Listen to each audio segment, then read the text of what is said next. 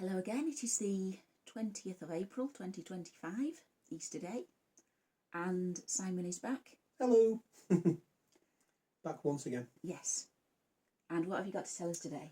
Well, I'm going to say a very superficial thing is that I'm wearing a different t-shirt because it occurred to me that on the previous two occasions where I've done this, I've had an all-black t-shirt on. So just to prove that I do wear things other than just black. And it is actually a different day today. And it is a different day, yes. So unlike people who think that the moon landings were faked and everything was done in one block of filming, it's this is to prove that we are filming on different dates. Yes, it's no sort of conspiracy theory. No, absolutely not. And we didn't do the Twin Towers or anything, did we? Didn't, no. Yeah. No, so there you are, just to sort of add that for things. So yeah, we aren't keeping it a secret that Nope. the world is either flat or round, are we? No, definitely not. No, we're pretty sure about that kind of thing. Yeah. Yeah, we try our best to be as convinced as possible. But yes. but yeah, no, it's nice to be here again. Particularly actually since I've spent the last couple of weeks, the last 2 weeks, I haven't been very well actually. I've been off work for a couple of days, which is unlike me actually. But it's actually interesting because you know how sort of when you're physically kind of not very well, all you can think about is getting better. Mm. Towards the end of it, when I started getting back on my feet and things, I was actually thinking about something I don't think we've sort of touched upon in other videos, which is the sort of concept of autism and sort of illness. And in particular, I was thinking from the point of view of cutting yourself kind of off from the world in order to recover. Mm-hmm. Because That's interesting. Well, it was just suddenly something that occurred to me when I had to go home from work basically because I wasn't very well, which is something that doesn't happen to me very often. I've generally been blessed with fairly good physical sort of health, which obviously I'm grateful for. But it was interesting that when I sort of went home, and I did sort of relatively early on in my sort of shift, and my partner was at home and she was obviously she wasn't surprised to see me, to be honest, because she was like, "Why are you going in, you silly sod, you're not well?" But anyway, I came home. But interestingly enough, so I was back in bed for about sort of 10 o'clock or 10:30 or something like that. And it was weird actually because it sort of occurred to me that even though I wasn't sort of feeling very well, just the sort of the act of being kind of away from the world, I was kind of thinking to myself, usually at the end of the day of dealing with people, I'd be like, oh.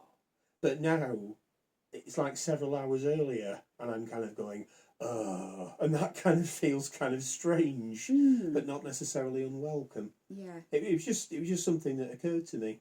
Obviously, I wasn't doing it for autism purposes. I was doing it because, I needed to go home. But it was just something that sort of struck me as interesting. Yeah, and you do kind of feel a bit discombobulated just in, your general day-to-day activities have changed as well, don't you? Yeah, very much so. Well, that's the other thing about it. Especially if you have to go home from work. Yes. Yeah. Well, that's actually something else I was going to sort of mention. I don't know about you, but the thing with me is that even if I sort of don't feel like going into work because I don't feel very well, I have to usually be very unwell before I'll actually say, no, I'm staying home. Yes. Because it's routine. It's what you do. Yeah, and I think as well, I feel like I really need to go into work, before my colleagues. Yes. I don't know if you feel like this in your workplace, but of course in my workplace there's often, not very many of us there at night, and the more people there are, the sooner we get out. Yeah, I mean, it's a little different to sort of that with what I do, but one thing I sort of do sort of notice is that I don't know whether it's the sort of the like of the repetition or the sort of need for structure or something, but I have noticed that, I mean, everybody to some extent can do kind of autopilot, but I tend to find with me that even when I am sort of feeling ill or something, it takes a lot to kind of throw me off doing my actual things that I normally do. And in a sense, that's the last thing to go. That's the last line of resistance before I'll actually give, if you know what I mean. So because I sort of think it's this time I should be at work. Yeah.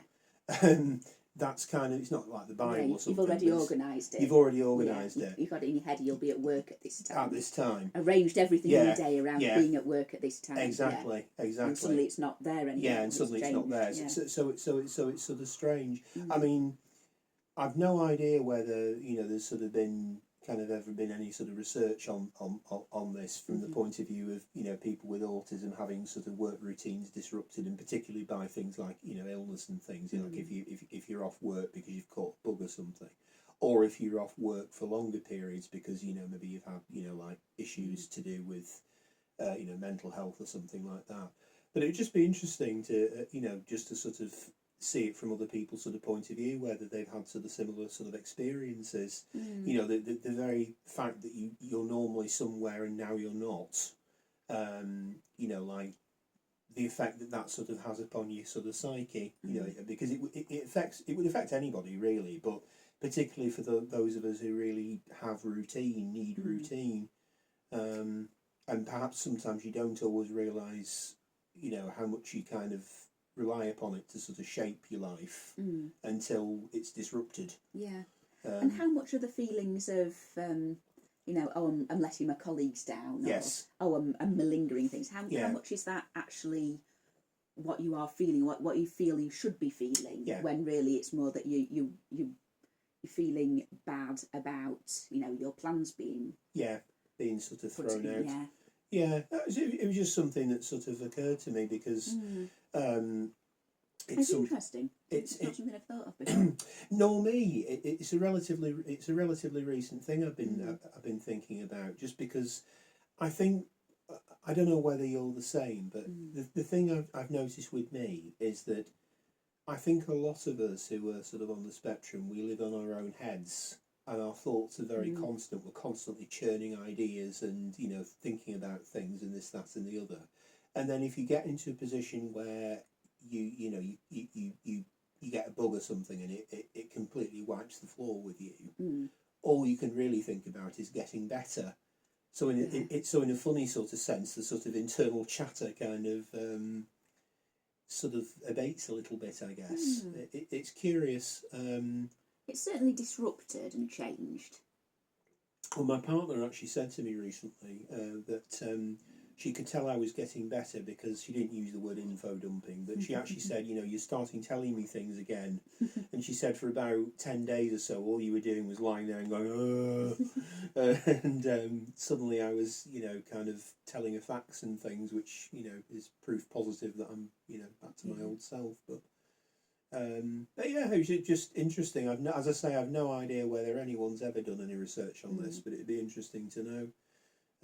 Just based on my recent experiences. But that's what I've been doing basically. I've been trying to feel better. Yeah. Well, yeah, it is. It's an interesting thing to discuss.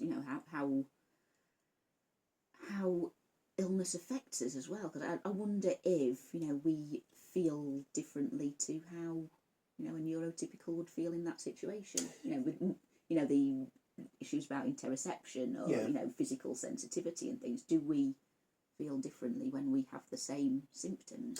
That's a very good point, actually, particularly to do with things like sensory sort of issues. Yeah, that's very like if you are particularly if you have issues with certain stimulus like light or something, and you're having to go to the doctor's surgery and you've got like big bright lights overhead or something, and you're not feeling very well anyway, and or if you've got a migraine that makes you feel sensitive to light anyway, that make a neurotypical sensitive to light, would that affect you doubly? Yeah.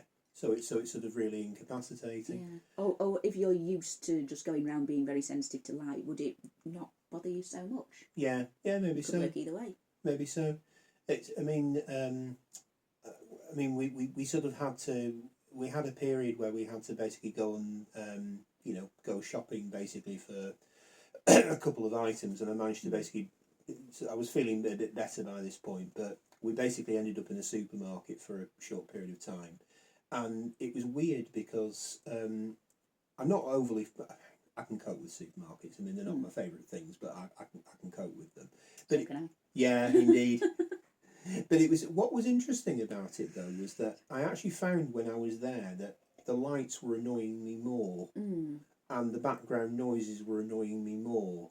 And I was kind of thinking to myself, is this just because I'm cranky and I'm grumpy and I'm ill, and I'm not in my best frame of mind, or is it because literally like I haven't been here for a couple of days and suddenly I'm here and it's kind of you've been in your own environment for a while, and it's sort of thrown into sharp relief or something. Like I say, I mean, my partner actually said to me at one point, "Do you want to go and want to go and stay in, be in the car kind of thing while she, came out?" But I didn't. I stayed. But yeah, it was interesting actually. It was within sort of capability, shall we say, but it was pushing a little bit the threshold. Yeah, I mean, there is some anecdotal evidence as well that we suffer a lot more with hormonal changes. Like when we go through puberty and menopause and so on, we kind of experience that generally a lot worse than your average neurotypical would. Yes, I think I have read something about that actually.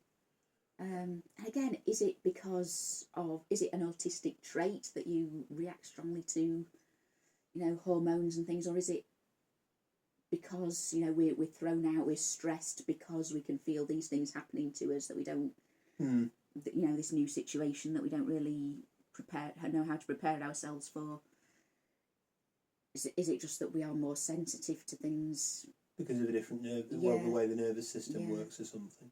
Yeah, it's interesting, and it's it's weird really, because like when they sort of talk about sort of autism, it's like it's sort of, aside from the fact that we know that the spectrum itself is a very sort of spiky, irregular shaped sort of thing, it's the fact that potentially it covers pretty much, or can cover just about everything in your life. Yes. Including the periods of time, of course, when you're not firing on all four cylinders.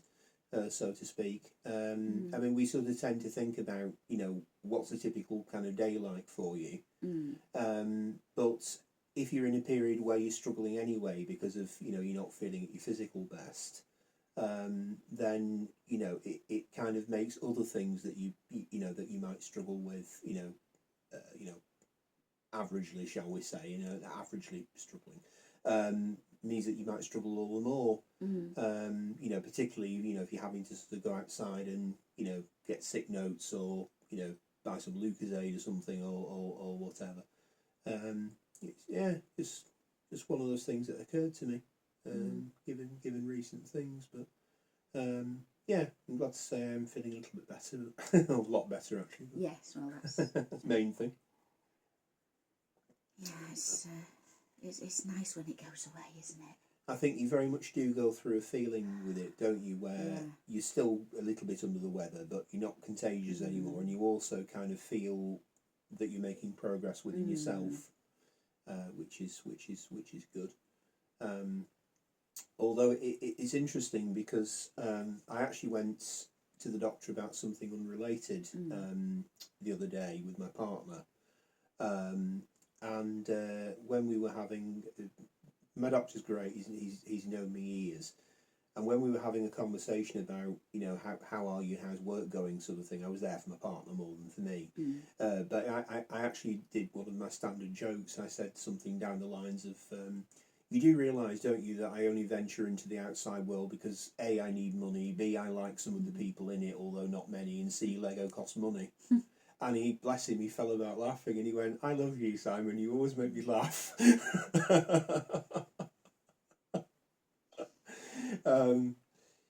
I have discovered over the years that I tend to be at my most amusing when I'm not actually intending to be. Yeah. I was just being honest. Yeah. Do you find the same sort of thing? I do, yeah. It's like you sort of, from your point of view, when you're sort of saying something, you're merely sort of stating a fact about how you find the world. Yes, yeah. But perhaps the lack of filter makes people laugh, I don't know. No, one of the best laughs I ever got, I was out for lunch with some friends, and they were just sort of chatting about who they fancy and who's got a nice arse. And I said, I just don't get the thing with nice arses, I just think they're for sitting on and pooing out of.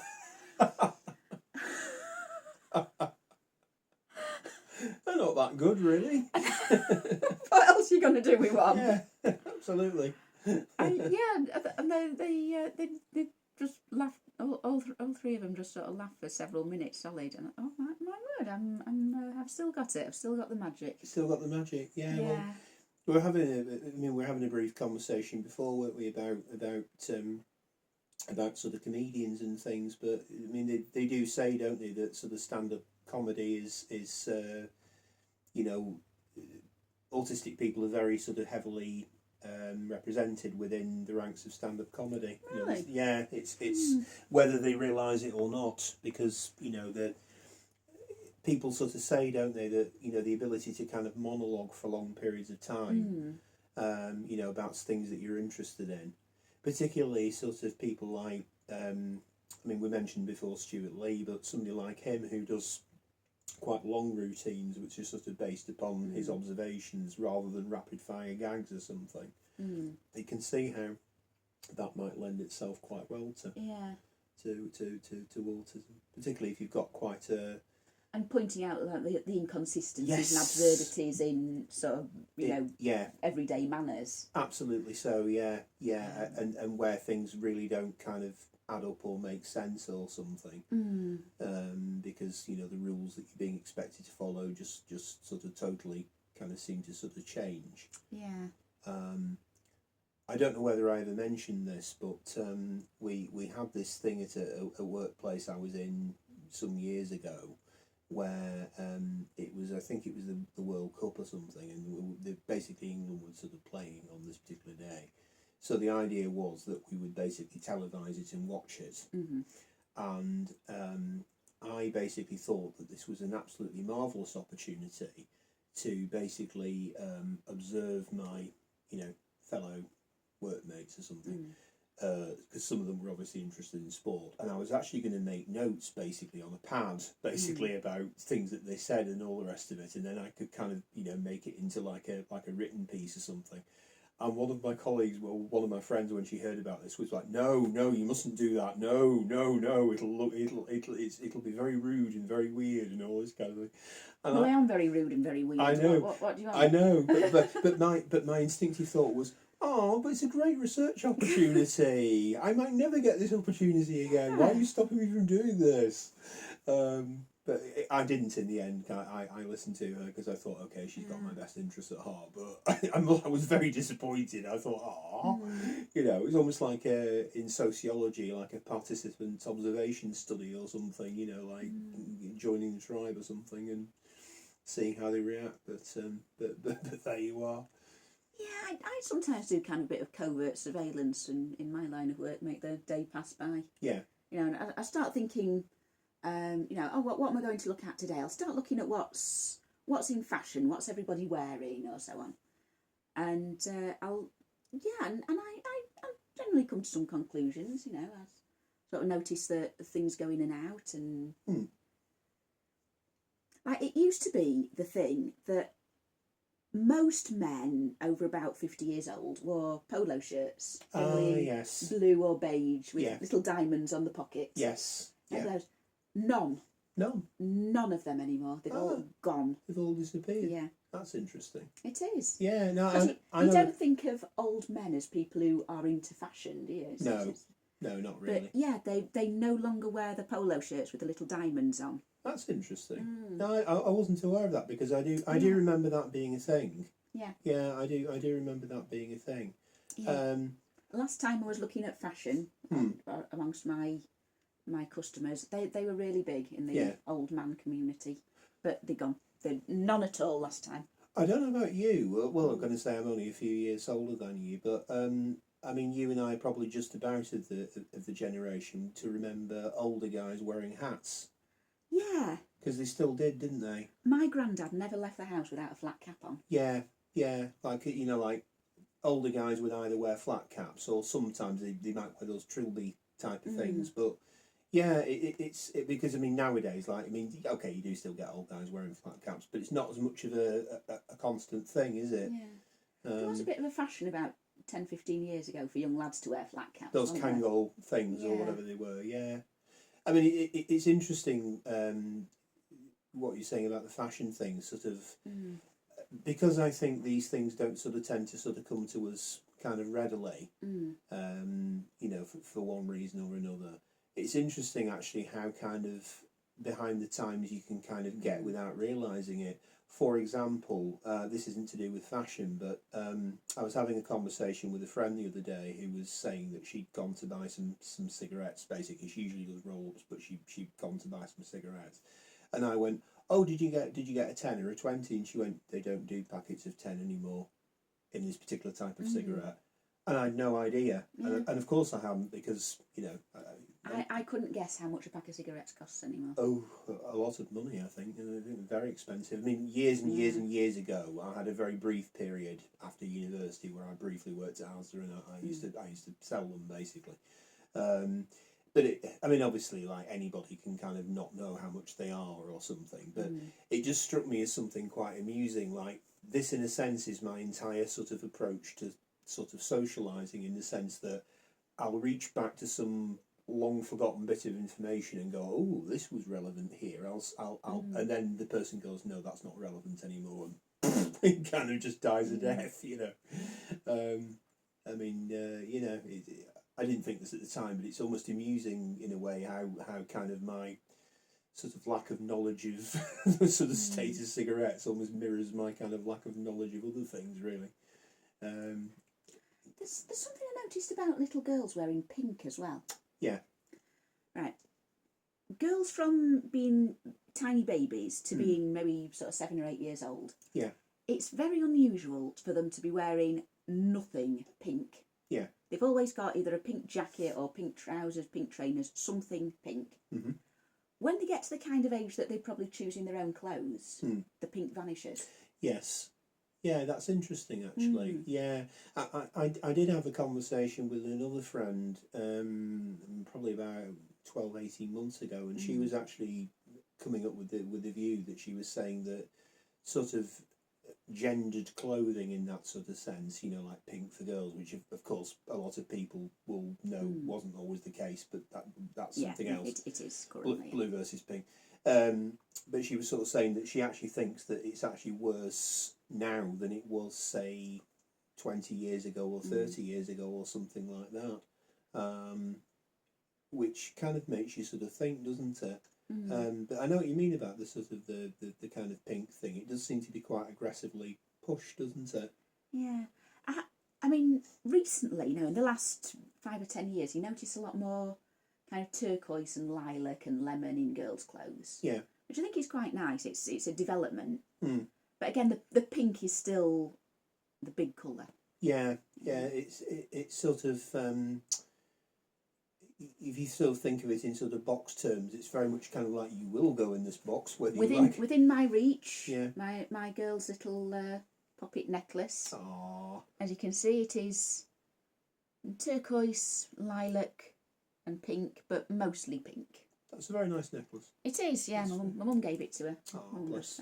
Probably one of her charity shop finds. Very pretty. Always bringing her little things like that. But yeah, no, it is interesting with these things, and although, as you'll say, you probably do have sort of phases where, you know, certain other colours kind of come into fashion as well. It never completely goes away, does it? It's the pink is always kind of there, and it I mean, this, I don't know about you, but I watch so many videos online talking about, you know, female, you know, people basically being diagnosed later in life and saying about how it being hard to diagnose because of the masking and things, and in a perverse sort of way, the whole sort of pink thing, you know, it seems to be sort of almost part and parcel of it, doesn't it? It's sort of like, you know, you wear the same as your friends and all this kind of thing. I mean, I hated pink when I was young. I think I realised very young that you sort of expected to love pink as a little girl. Yes. You know, and want to wear pink and have pink toys and have a pink bedroom and everything. And I remember my mum painted my bedroom pink. And I said to her years later, why did you do that when you know it was like my least favourite colour? And she said, well, I got given those pink curtains, so then I did everything to match them. I see. Yeah, no, it's I mean, I think we've maybe touched upon this previously, but it's sort of almost a bit like this sort of thing, like when girls become sort of teenagers and things, and they start getting interested, well, more interested in sort of pop music and so on, and you're expected to kind of be interested in whatever, you know, boy band is at the time, and you know, like people basically like, you know, people who are on the spectrum kind of knowing all this information about, you know, well, whoever the futuristic equivalent of that Boyzone or Westlife or whoever are, but it's purely from the point of view of being sort of chameleonic and kind of fitting in. You know, they wouldn't necessarily gravitate towards that sort of thing if they were left to their own devices. Yeah, I did that. I used to listen to the top 40 and Top of the Pops and things religiously. Yeah.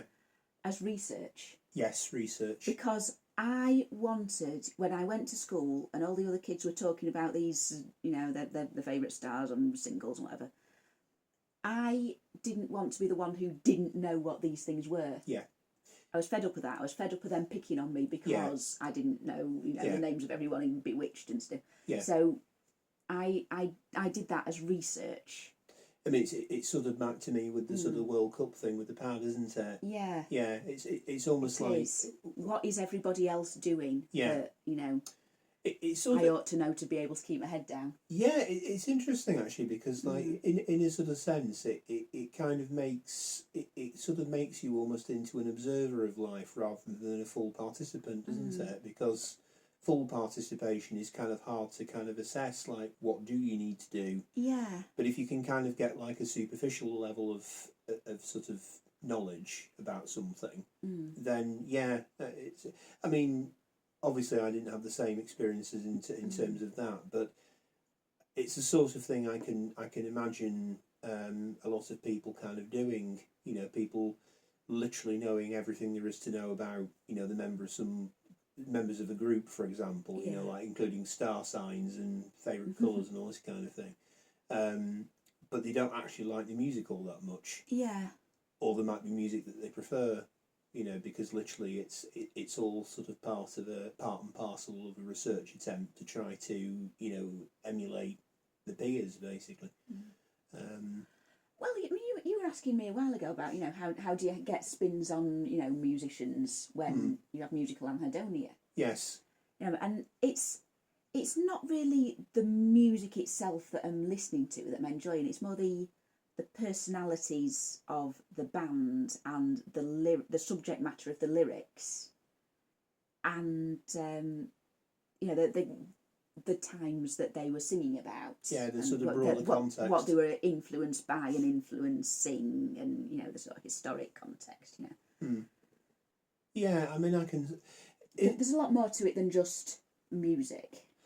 That's true, and it's actually interesting because, I mean, from my point of view, music is something that is very much a big part of my life. I'm very interested in a broad range of music. But I have noticed that although I'm very sort of into music, there aren't actually many people with whom I can actually have conversations about it, because I tend to be, well, I'm fairly obsessive about certain sort of groups and things, in the sense that I know quite a bit about them and I'm interested in what they release when. And it's like anything else, if you sort of start to display this information too much, people kind of glaze over and go, oh God, you know, it's just a song, you know, this sort of thing, you know, and you can't really kind of connect so much. I mean, what do people actually want to talk about when they talk about, you know, bands they like and songs they're into and things? What do they actually want to say about them? I find a lot of the time it tends to be sort of... well, I'm going to say, I mean, I'm sort of projecting here, I guess, but I tend to find a lot of the time, like neurotypical people, they seem to kind of link it to part and parcel of what they were doing at that time in their lives and good times that they had in general. And it's very like, oh, you know, we went out to see such and such a thing and it was great and we did this and we did that. We went with these people. And, these people. So then if you turn around and go, you know, did you know that the song that you were listening to was recorded in 1997 and, you know, the bass player left, you know, 5 minutes after it was finished, and they don't care. That's not how they're kind of, Yeah, how they're sort of relating sort of to it on. I think it's more kind of the sort of social swirl of what they're doing, I guess. Yeah, maybe. And they sort of look at it from the point of view of that.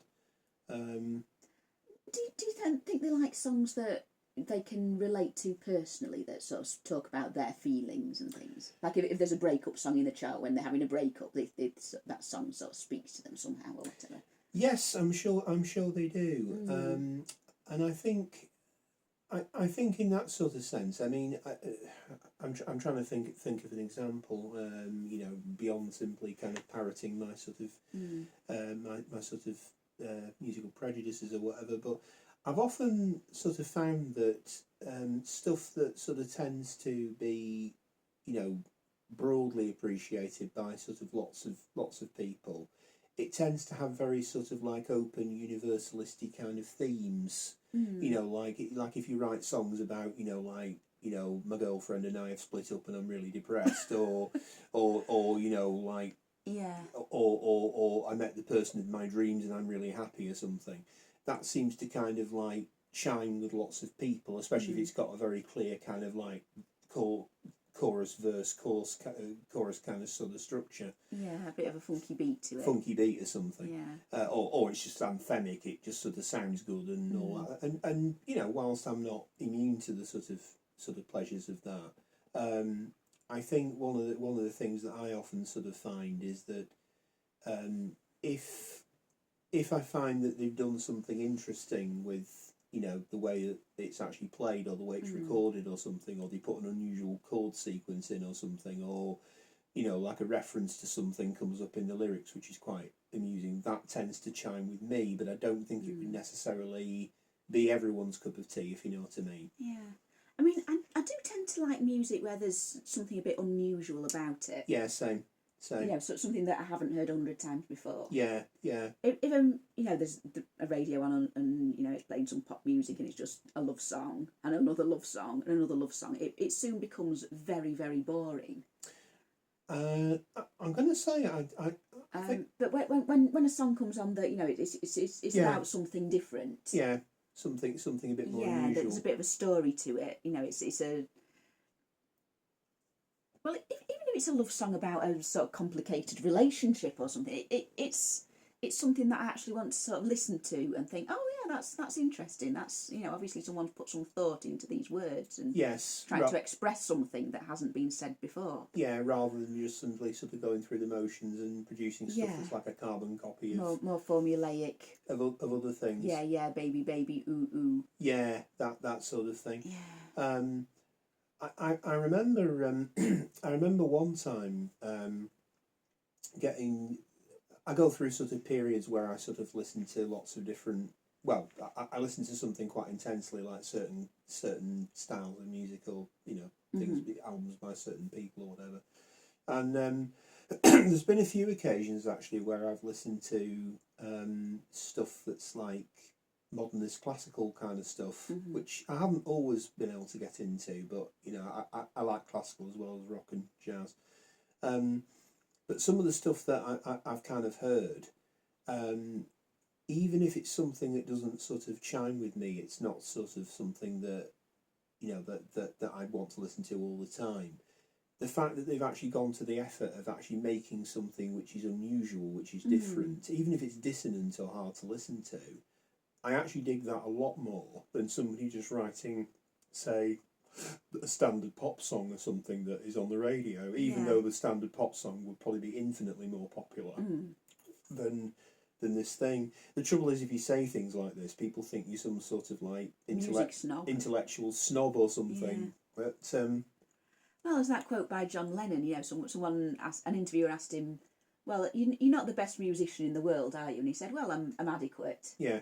And the interviewer said, "Well, why are you so popular then?" And he said, "Well, people like adequate music." Yeah. Yeah, he's got a point. Yeah. He's got a point. I mean, the same is actually true of, if you think about it, of any sort of... I mean, in a sort of way, it almost chimes with the autistic experience. But if you think about films that like subvert expectation, that don't do that don't do kind of formulaic narrative, you know, like something, you won't necessarily have a simple ending, you won't have a kind of a sense of closure, there'll be details that are left, you know. There won't be a car chase with a big explosion. No. These sort of There'll be things, no kissing. no. No snogs. No.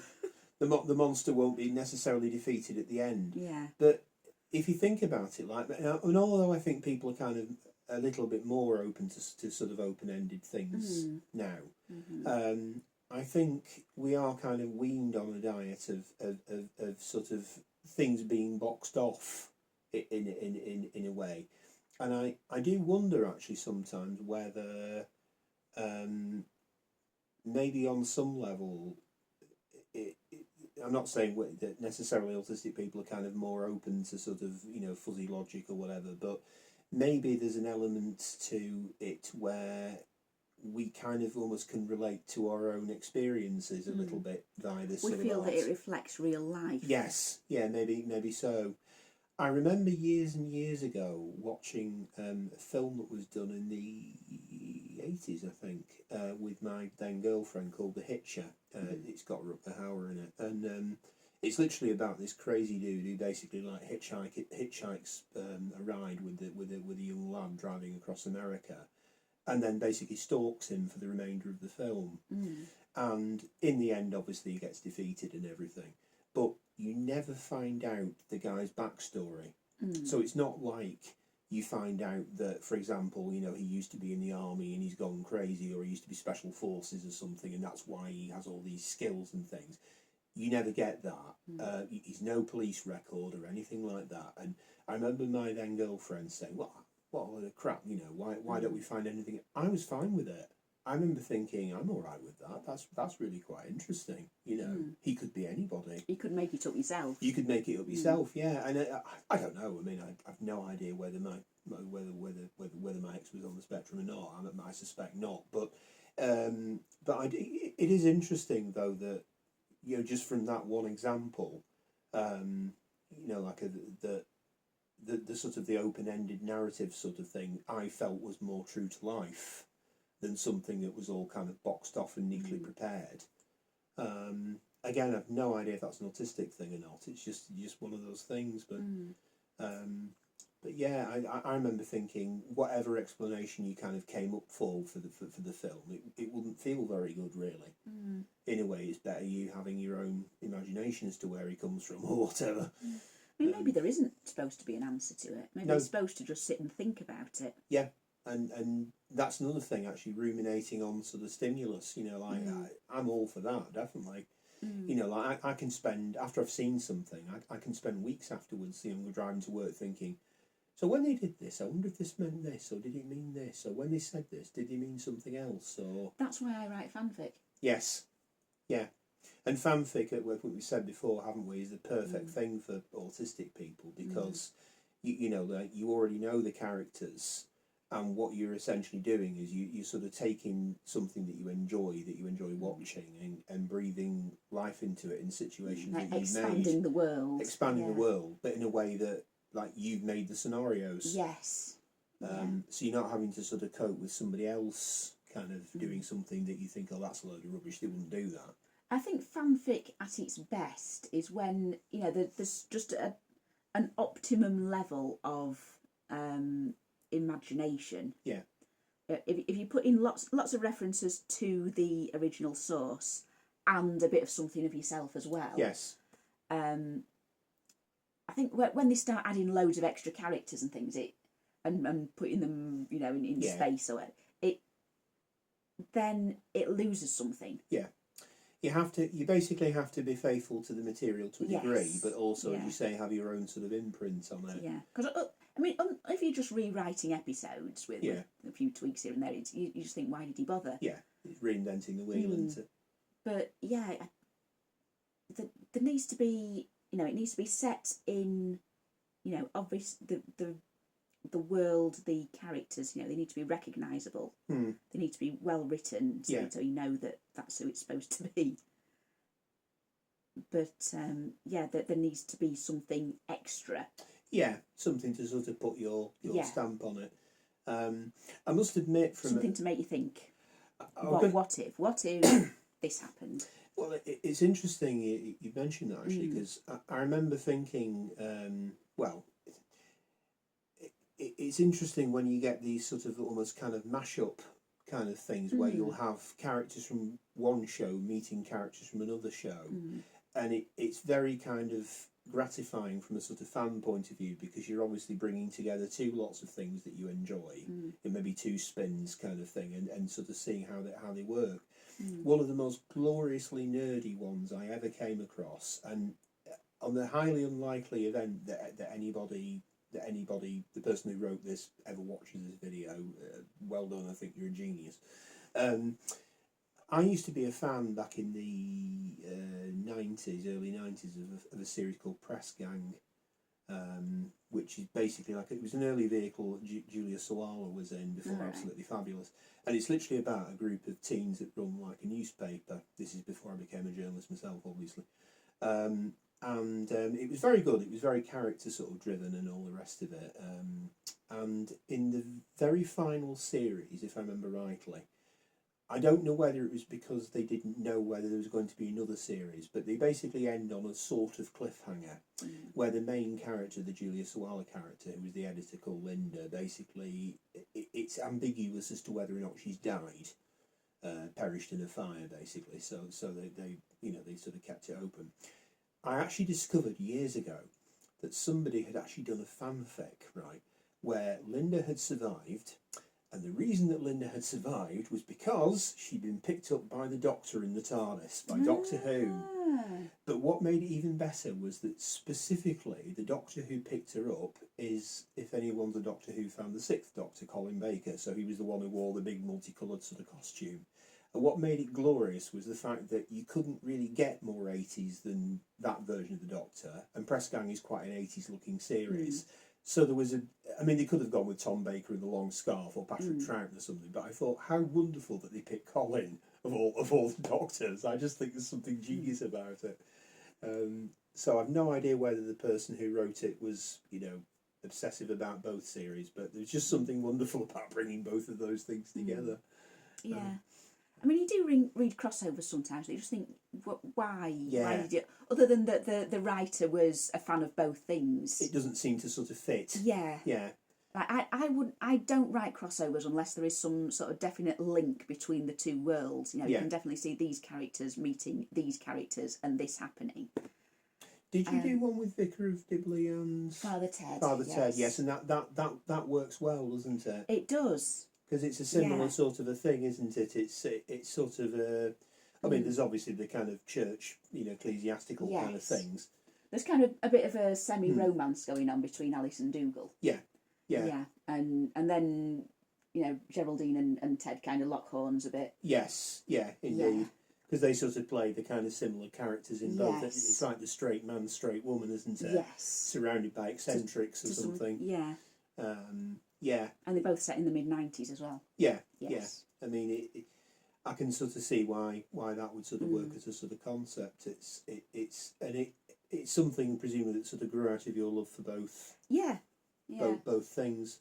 I mean, I've never been majorly into Vicar of Dibley. I mean, it's something that I was sort of aware of and watched when it was on telly. But I was big on Father Ted for a long time, and I kind of thought, why has nobody ever done this before? Because it just seems such the most obvious crossover in the world. Yeah. Or conversely, you can get it sometimes where you think, why hasn't anybody done this? And you kind of research, and then you find that somebody has. They've just not done it very well. And you kind of think, well, why didn't they do it like this? This would be better. And then you think, I'll do it myself. I'll give it a shot. Give it a whirl.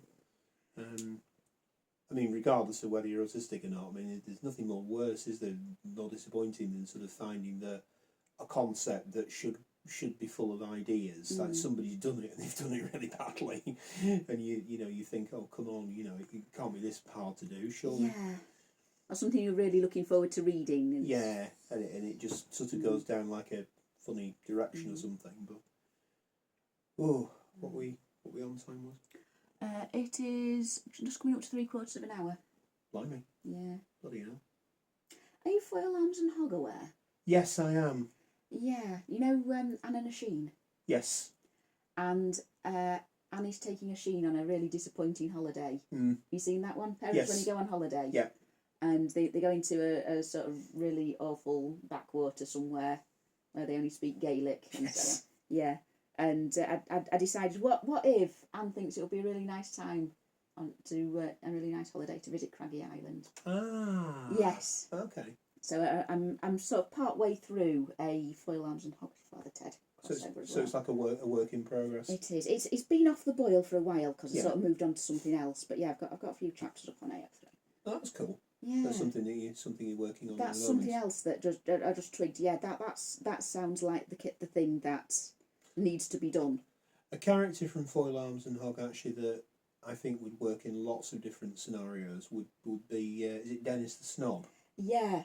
I'm in the middle of writing one about him as well. Are you? He Yes. would be very, very transferable, I think. Yeah. Because like he's someone who just pops up, isn't he? He's someone who just pops up, and also the other thing about it is that Yeah. you kind of do wonder with Dennis whether he's sort of intentionally kind of like meant to be sort of coded autistic. I have thought that myself. Yes, yeah, in the sense Definitely. that he's got his little range of interests, hasn't he? That he's kind of very obsessive about. Yes, and likes to info dump about. He likes to yes. info dump about, and although he's essentially a fairly benign sort of character, Yeah, he's completely harmless. he's completely harmless. The sort of lack of social awareness has of no idea that no one's listening to him. yeah, and He's boring everybody. and people find him intensely annoying. It's a little bit like, actually, I mean, again, I'm not as into comedy as yourself, but I seem to remember that Peter Cook and Dudley Moore used to have a character back in the day called E.L. Wisty. Have you come across E.L. Wisty? Yeah. He was a Peter Cook character, and he's like this sort of eccentric guy who kind of strikes up conversations with people. Right. And he's both very, very boring and very obsessive at the same time. Right, yeah. And he does these long monologues about, various things, and the poor person's like going, yes, yeah, yeah, trying to read the paper, and he does these, wonderful sort of, monologues. I think there's even one where somebody actually turns around to him and says something like, "Do you realise that you're the most boring person I've ever met in my entire life?" And he goes, "Oh really? Is that a fact? I'll have to write that down." he's sort of completely, sort of thing. But you can definitely see Dennis being sort of translated into, or transposed rather into other scenarios, and let him loose on Craggy Island or something or whatever, and have him kind of bemusing, befuddling people. I'm writing a kind of very long involved slash between him and the guy he meets in A&E, who's basically himself but played by Arms. Yes, yeah, yeah. I must admit, actually, when he was sending me videos and links and things, I what's that one where is he in prison? Yes, there's one where he's in prison. Yeah, and he's like, "I ruined my life" or something, and you think, "Oh, bless." Yeah, it's I mean, I suppose that the thing is with sort of sitcoms and things like that is that you do sort of wonder where the sort of coded autistic characters kind of abound, because I do see a lot of that, yeah. Yeah, because there tends to be a sort of a lack of awareness on the part of the person, or whatever, or the fact that they sort of can go into situations and cause chaos and then come out of it without. Almost like, I mean, I can remember, do you remember the British Empire? Yes. Yeah, something like that, where like the joke is that Gordon Brittis is an absolutely terrible and incompetent manager. But he doesn't have the self-awareness to realise that. And nearly everybody else, apart from maybe one or two people who sort of feel sorry for him, are aware of how awful he is as a manager. But he's not a bad person. He genuinely believes in wanting to, make the leisure centre great and everything. Yeah. He's not cynical at all. He's very idealistic, but he just doesn't have the actual ability to make his dreams come into reality. Frank Spencer comes up a lot. Frank Spencer comes up a lot. Yeah, when you're talking about fictitious characters who might be autistic. Yeah. Left field candidate. Yeah. Del Boy. Yes, actually, I can see that, and particularly in the later series, because I'm not a huge Only Fools and Horses fan, but what I gather is that I think earlier on he tended to be sort of mastermind an idea, and Rodney was a bit more, well, plonkerish, basically. And then as sort of time goes on, Rodney seems to become more street savvy and a bit more aware. Yeah. And he becomes more kind of exasperated with Del Boy's constant money-making schemes and, you know, like the sort of implausibility of it and how he sort of gets dragged along for the ride kind of thing. But no, I can see that, actually.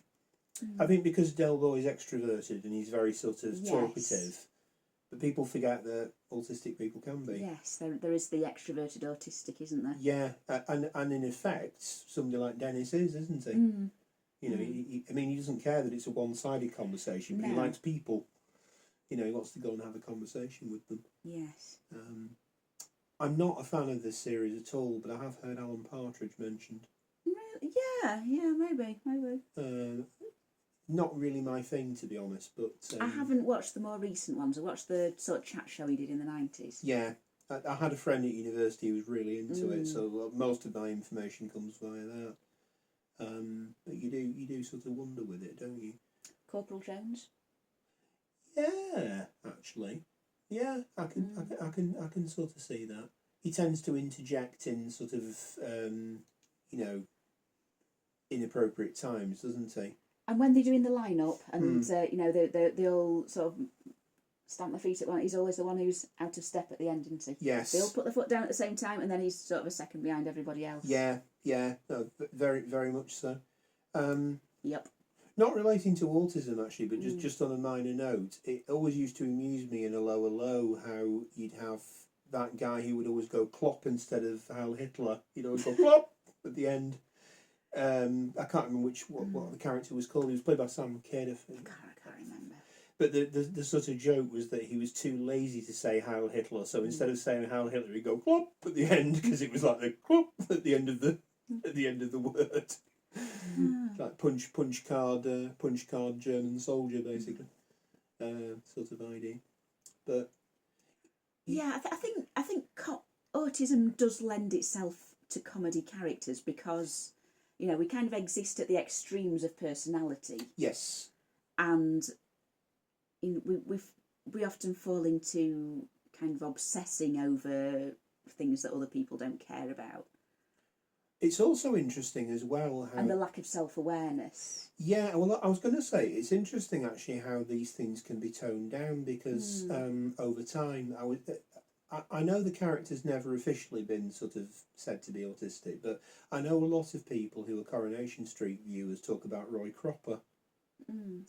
He's a character who runs like this sort of sandwich shop, whatever it is. Yeah, I remember. Yeah, my granddad was really into Coronation Street, but I remember Roy Cropper. But the interesting thing about it, which I didn't realise until I was doing some research for a piece I was doing ages ago, was that when they very first introduced the character, he wasn't portrayed as a villain as such, but he was portrayed as a more kind of almost kind of a bit more unsettling.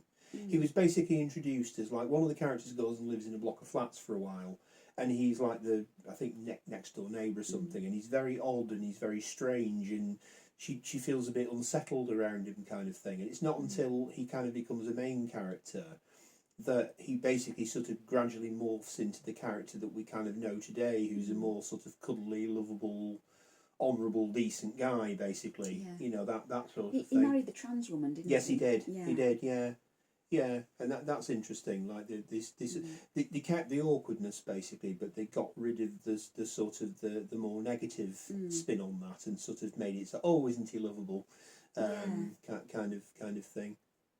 I think we've mentioned, haven't we, in a previous video about how you get characters that are sort of clearly meant to be autistic or something, but they have to have like a sort of neurotypical friend who sort of says, no, you can't do that.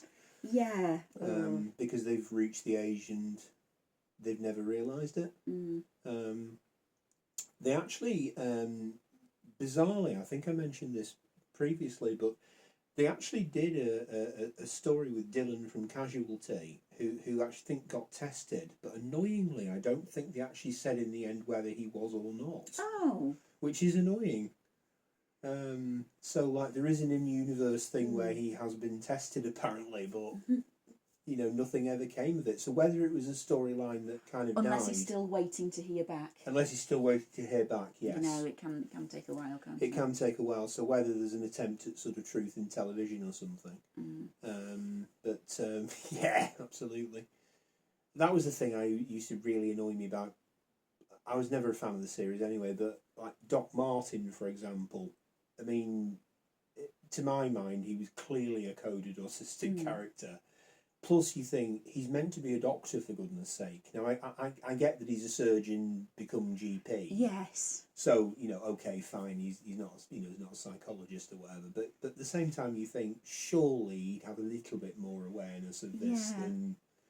I mean, that's what I was saying in the a couple of videos ago about you know the depiction of autism on television. You know, autistic people are shown doing these kind of high-powered jobs, being detectives and things, but they still don't know that you're supposed to say hello when you go into a room and things. And how did you get through all these job interviews and training processes without knowing that you're supposed to say thank you when someone passes you things?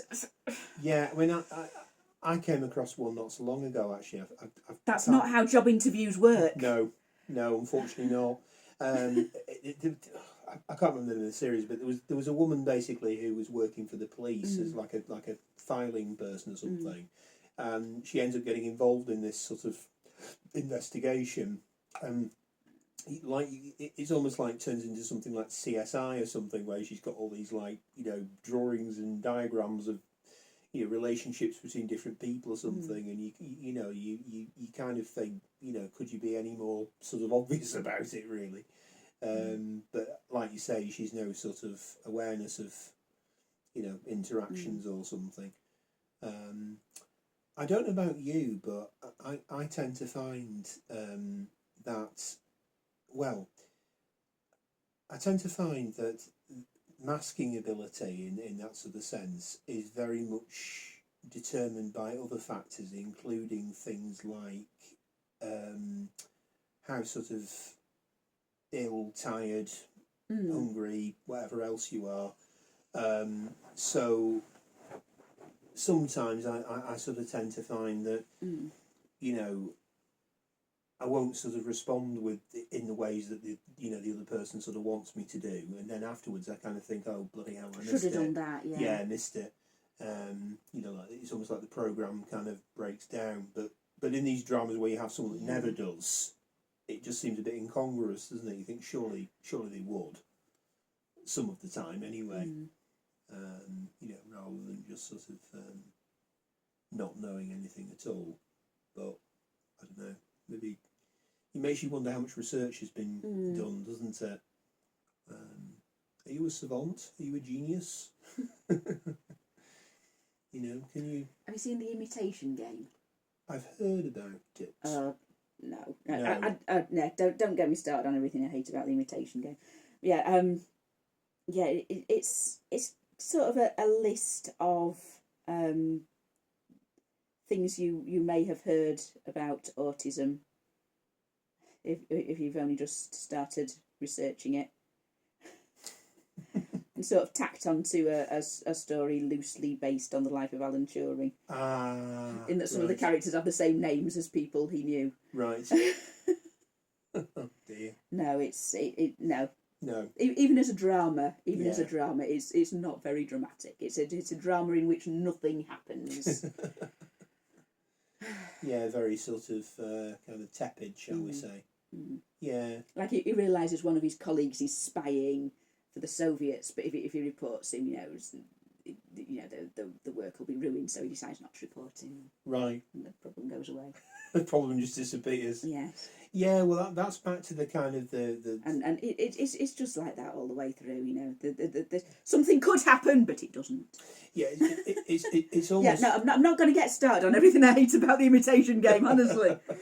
And it's almost sort of back to kind of what we were saying about the sort of mainstream kind of TV or mainstream kind of films or something, kind of having this obsession with sort of boxing things off. Yeah. And the problem that I have with these sort of things, I don't know whether I've sort of explicitly said this before, is apart from the sort of the conflating autism with savantism, which are two different sort of things, it really kind of bugs me that there's this sort of implied sort of thing that, you know, if you are autistic, you have to be really good at something. You have to be exceptionally good at something. And then the main characters will kind of take an interest in you and kind of, you think, well... You can be useful. Yeah. You can have purpose. You can have purpose by helping us solve this crime or crack this code or something. And, I mean, apart from the fact that you know, it's quite depressing what that actually says about human nature, it's also just a bit annoying, isn't it? It is. You know, I mean, an analogy that I'll sort of attempt is when we used to have Sky TV years and years and years ago. I remember one of the things my partner said about it was she was on about, oh, it's got the History Channel on it and all this. And what I discovered about it was that, apart from the fact that there's a preponderance of programmes about the First World War and the Second World War and Egypt, right, the ones that are to do with Egypt tend to be framed in the sense of, you know, secrets of Tutankhamun's tomb, which have lain dormant and undiscovered until now. Or if it's to do with the Nazis, it's like, you know, Heinrich Himmler's obsession with the occult, summoning zombie armies or something. But it's the same sort of thing. It's like we can't just have a program about the Second World War or about Egypt or something. We have to have all this gubbins associated with it. Flashbang, aliens. And it's the same thing when you have an autistic character in something. Like, you can't just have a program where it's like there's a bloke or woman or whatever who's autistic or something, and sort of showing them just going about their life and, you know, things that they deal with and stuff. No, they have to be some sort of savant genius that can hack into computers and, you know, can do all this stuff. You know, a series that actually had an autistic coded character who was actually quite believable, I thought. Yeah. It's not a series that I really like, you know, for a lot of reasons. Peaky Blinders. Oh, right. Peaky Blinders. I don't know much about that. The horse guy. Was he? Yeah, Is he? The guy who looks after the horses. Oh, okay. He's you know, he's clearly supposed to be an autistic coded guy. Yeah, and person. Yeah. And he's seen as someone who's, you know, so he when he's first introduced, he's seen as someone who's maybe got a bit of a learning disability or something. Yeah. So they just sort of shoved him into the stable and said, look out the horses. But as time goes on and he develops, he's actually like an autistic guy who's kind of got a rapport with the horses and, you know, likes being around the animals and things. But he just doesn't communicate well with humans. Yeah. And he's like he's probably one of my favourite characters, actually. There's not a lot of nice people in Peaky Blinders. Yeah, I mean, he's like basically a decent person who just really likes horses. And yeah, I know. I don't know a lot about the series, but I know it's about a gang, isn't it? Yeah. Is it in Birmingham? In Birmingham, in like the 1920s or something, is it? It starts off, just before the First World War, Yeah. and then as time goes on, it moves through. Yeah, I know. I only know that much about it, but that's interesting. That they're able to sort of get it right on that occasion. That there is actually another one that I'd nominate, which is that my partner and I used to watch. Well, we still do watch Waterloo Road, and they actually had an autistic people on that a long time ago. Called I think her name was Carla, and her character rang true, in the sort of sense that she was depicted as being bright, but she wasn't sort of like some genius prodigy or something. And the struggles that she actually had in the context of the thing were very believable. Very believable, I thought. I mean, for example, they did a storyline where she happens to be very good at drawing, and this basically bully girl basically gets her to sort of draw lots of pictures of like pupils and charge them money for it, and she just sort of blithely goes about doing this, and it's exhausting for her, but she doesn't question it because somebody who purports to be a friend is basically. And I remember watching this and feeling, I would have. Yeah, and I remember thinking that's that's very interesting. Like the people who've written this, they seem to have put some effort into understanding the psychology of it, and fair play, you know, that's good. Or maybe there was a writer who was actually writing about their own experience. Maybe so, yeah. But it definitely rang true. I thought, you know, that it's nice that they've actually bothered to actually create somebody who's clearly is autistic and has you know, certain issues and things, but isn't somebody that is completely unbelievable. You know, because they could have literally made her some, you know, prodigy genius or something. Yeah. And instead they make her somebody who's very intelligent and talented, but not to the point of view where it's sort of stupidly unrealistic. You know, she still has to sort of go to school and do this and do that. But yeah, that would be interesting actually. Like trying to find sort of drama series or whatever that sort of do autistic characters well and don't rely on sort of terrible tropes about, you know, sort of hidden geniuses or whatever, or you know, people who sort of, you know, live in the basement but can calculate pi to 10 million decimal places or something ridiculous like that, you know. My guess is there probably wouldn't be all that many really good ones, actually. I still don't think anything can really beat Windy Miller. No. No, indeed not. It almost makes you wonder. I mean, I don't know much about the sort of the development of the Trumpton universe characters, but it does make you wonder what was sort of going through the minds when they created them, because I know, what's he called, the farmer bloke? Oh, Jonathan Bell. Yeah, I mean, he's almost a bit like the sort of he reminds me almost of like the Ferengi from Star Trek. He's very kind of profit driven, isn't he? And yes, he's a capitalist. He's a real capitalist. Yeah, I mean, Thatcherism didn't technically exist at this point, but he's almost like Thatcherist he is, before. Yes. Yeah, I mean, if there was any character in the thing that you kind of think, you know, probably isn't autistic, it's probably him. You know. Yes. Not that I'm necessarily equating autism with political spectrums or whatever, but Windy Miller, like the more you think about it, the more it sort of makes sense, doesn't it? Yeah, I don't know. I mean, I'm a fan of I'm a fan of the Alien series, the TV series, and whilst I don't think the character's necessarily coded autistic, it's always amused me that Brett, the engineer from like the first film, like basically like he has a more gregarious colleague, Parker, who does all the talking, and he just goes right, nods, right. You kind of think, you know, this is something that kind of seems to get kind of mirrored to other things as well, but where you have almost like the Carla Bentham sort of situation, where you have sort of like an obviously neurotypical character, and maybe like a sidekick who just sort of goes yes and nods, and yeah, just makes you wonder, really. Yeah, I do often feel like a kind of dim-witted sidekick character. Yeah, me too. In fact, something I have thought about actually, which is in my somewhat more despondent moments. It's actually curious. I mean, I'm not in a bad position now. I mean, I've got good friends and things, but particularly when I was younger, I often thought that the people who would sort of hang out with me or something, or would allow me to hang out with them, it was as though they just wanted a sidekick. Yeah. And I was a good sidekick. You know, I wouldn't sort of question them too much, and I kind of go and yes in the right places. Sometimes. Well, I hope you're in the right place. Huh? Yeah, or what you assume are the right places. Yeah, it does make you wonder, doesn't it, whether there's a sort of trope of the sort of coded autistic character trying to sort of fit in and just being very kind of people pleasing and yes.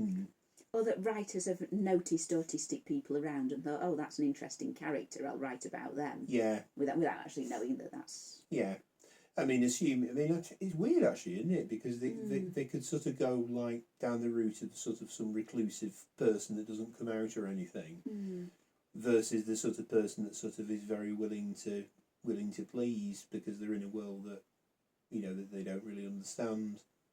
But you know, I don't know how much research goes into stuff, but you'd like to think that when they actually write sort of TV series or something, if they have a character in who's actually supposed to be autistic, that they'd actually put some effort into actually doing a bit of research about what that actually means. Yeah, you'd hope. I know that sounds fairly basic, but it's surprising. It's surprising, really, isn't it? How little that seems to be the case a lot of the time, and just sort of, I don't know, just oh, that was interesting. Is that stormtrooper thing? Oh, it's a stormtrooper thing. Probably one of the cats went past it. I'm guessing. It does just go off sometimes. Yeah, I don't understand what triggers it. It just the ghost in the machine. Yeah, my son has a stormtrooper that talks. Ooh. Yeah, it just wants to join in. I'll go and see if it has an off button. Yeah, go and see if it has an off button. I'll go and see if it has an off button. Woo! Ooh. Yeah, it's lighting up. Oh, it's lighting up. Ooh. That's like something. That's like something.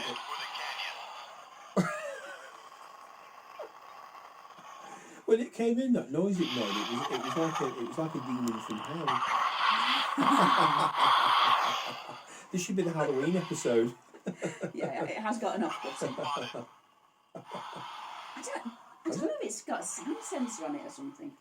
What if it's got a motion sensor on it, so when the cat or whoever goes past it just sort of detects that. But That's a possibility. yeah, that was almost like white noise when it came in. I know, it was going off in the middle of the night a couple of days ago. Ooh, how spooky! I know. Yeah, that's not good. No, it wasn't good. It was very bad. One thing I was going to ask. I don't think we've ever mentioned this. I don't know whether this is an autistic trait or not, but do you tend to find that you have recurring dreams? I have themes. You have themes. What sort of things? Well, there's one that I've been having repeatedly throughout my life. That it's developed over many years. It's sort of gradually changed. Like when I was very small, I dreamed that there was a toilet that for some reason you couldn't use, and then it started overflowing.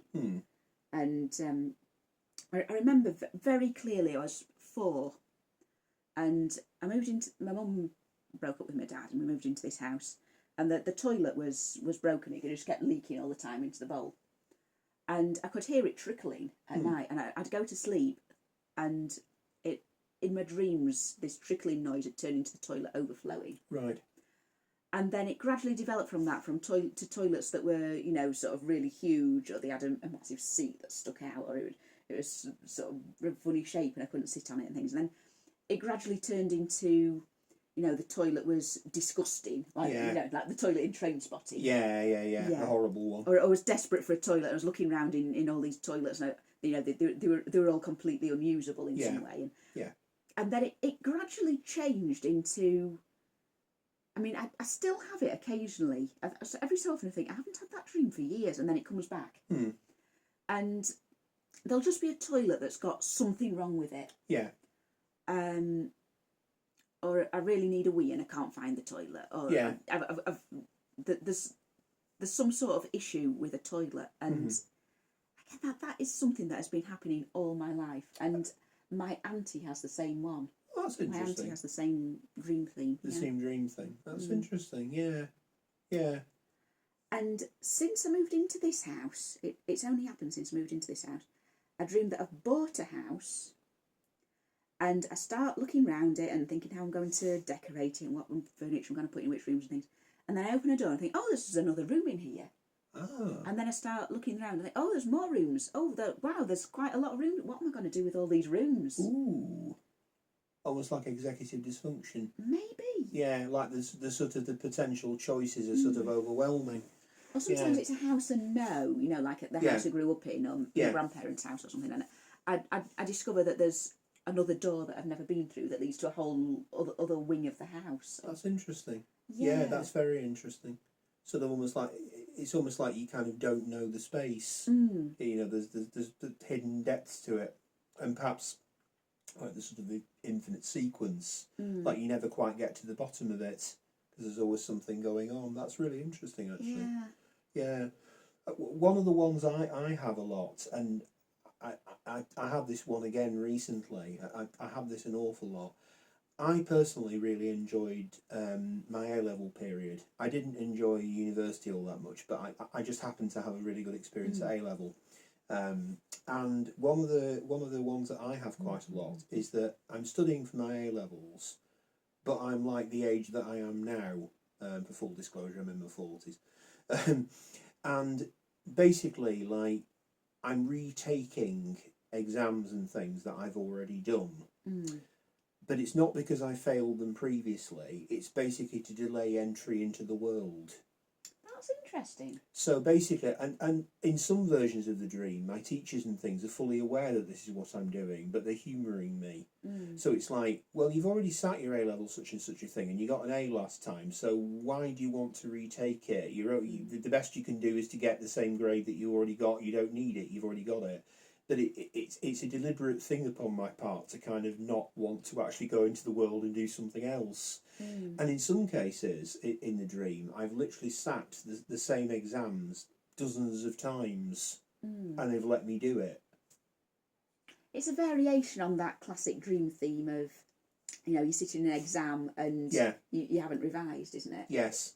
Yeah. You have revised. You've revised over and over. You've done the exam over and over. Yeah, and the fun thing about it is that the theme of repetition is present again, isn't it?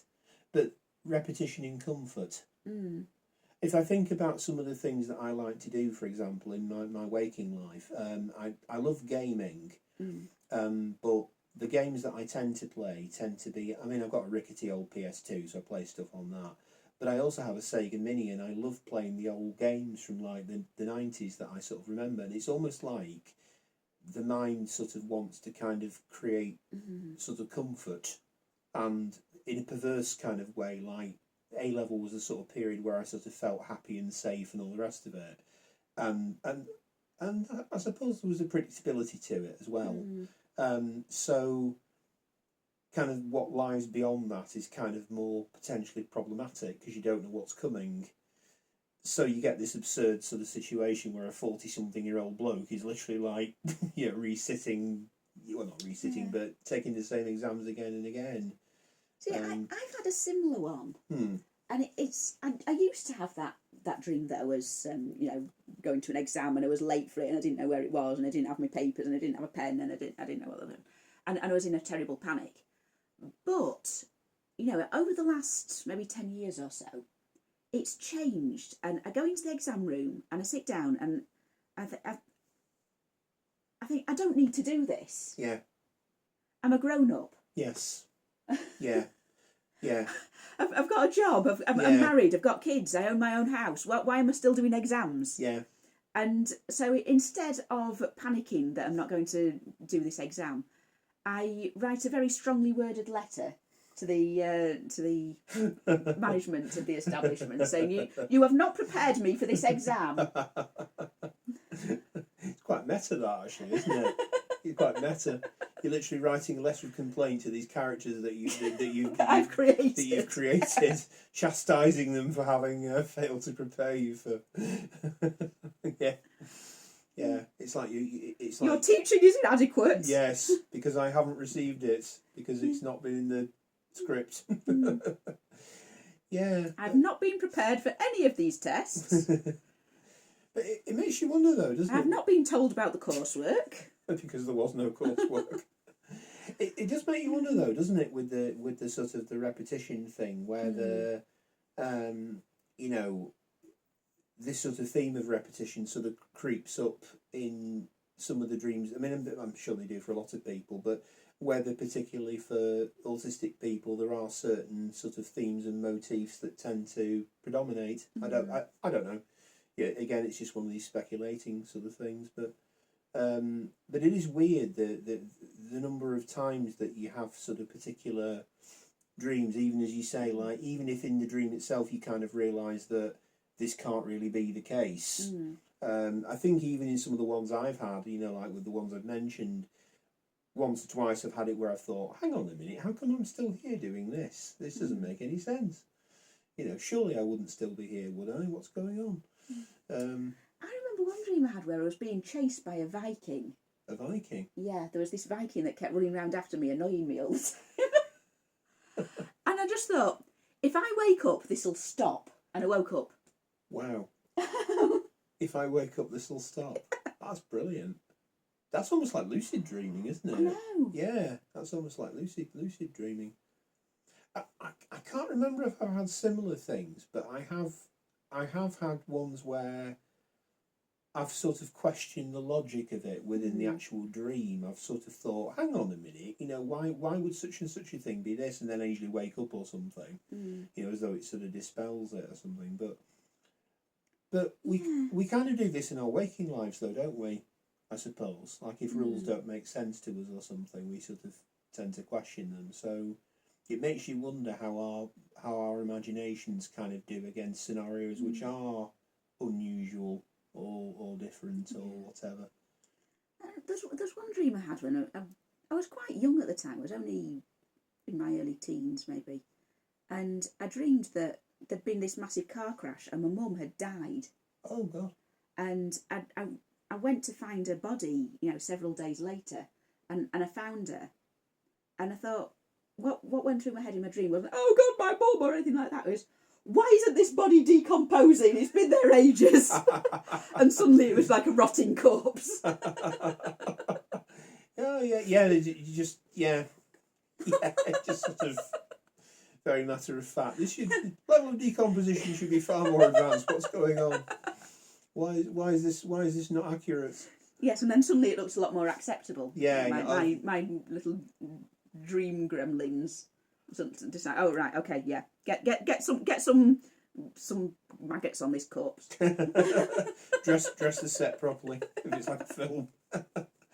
One thing I have discovered actually, I don't know whether you have this, but I don't know whether it's the case, but I seem to remember reading somewhere once that it's very difficult to read in dreams, as in read text. But I'm pretty sure I can. I have actually had it sometimes where like a book is opened or a newspaper or something, and I have actually read what's on it. I don't know whether research says that you can do that or you can't, but I think it's not that common. I think a lot of people can't do that or struggle with that. Yeah. I don't know. I can't really remember any dreams I've had where I've had to read something. Yeah, I've had one or two actually where I mean, unless it's sort of my imagination kind of playing about with me kind of thing, and it's like the first bit is sensible and the rest of it's just jumble or something. But yeah, or you sort of understand it without actually going through the process of reading, without sort of actually doing it in some sort of direct kind of sense. But yeah, I'm pretty sure anyway that I have had it where I've actually read some text or something in the dream, and it's made some kind of sense, whether it actually does or not or what. But and then afterwards you think, if this is supposed to be like, you wonder, is this typical? Is this unusual? I don't know. Yeah, no, there's no idea how much research, if any research, has been done into sort of autistic people and sort of sleep patterns and dreams and things, but that is definitely one or two things I've kind of noticed with me, this sort of recurring thing of not wanting to sort of enter kind of the world sort of thing, and trying to sort of keep it at sort of arm's length. I suppose it's not. I mean, you could argue it's as much a manifestation of anxiety or something, couldn't you?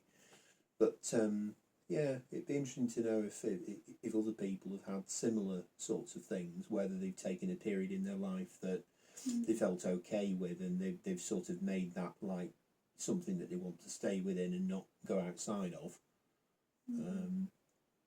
Like for example, supposing you had a workplace that was a decent workplace that sort of you felt nice in, and then you moved to a different job and it wasn't as good, and in the dreams you keep thinking about your old workplace or something. Yeah.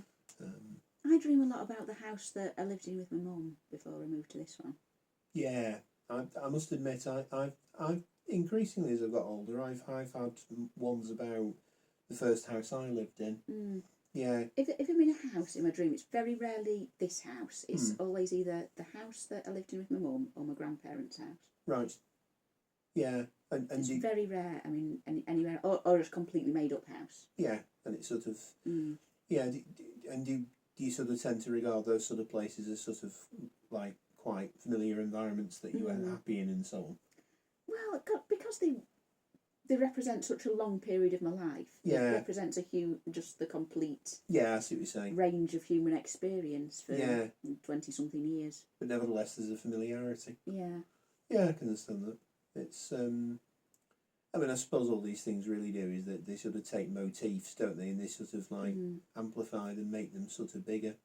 You know, like, well, you know yourself, like the surrealist painters and things, you know, the Rheton things, you know, literally taking icons and making them larger.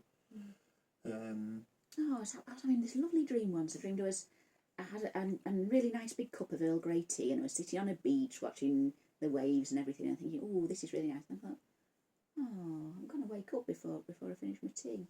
Oh, that's interesting. Yeah. So it's like you're almost aware that the sort of payoff doesn't happen. Yeah. Yeah. Yeah. That's yeah.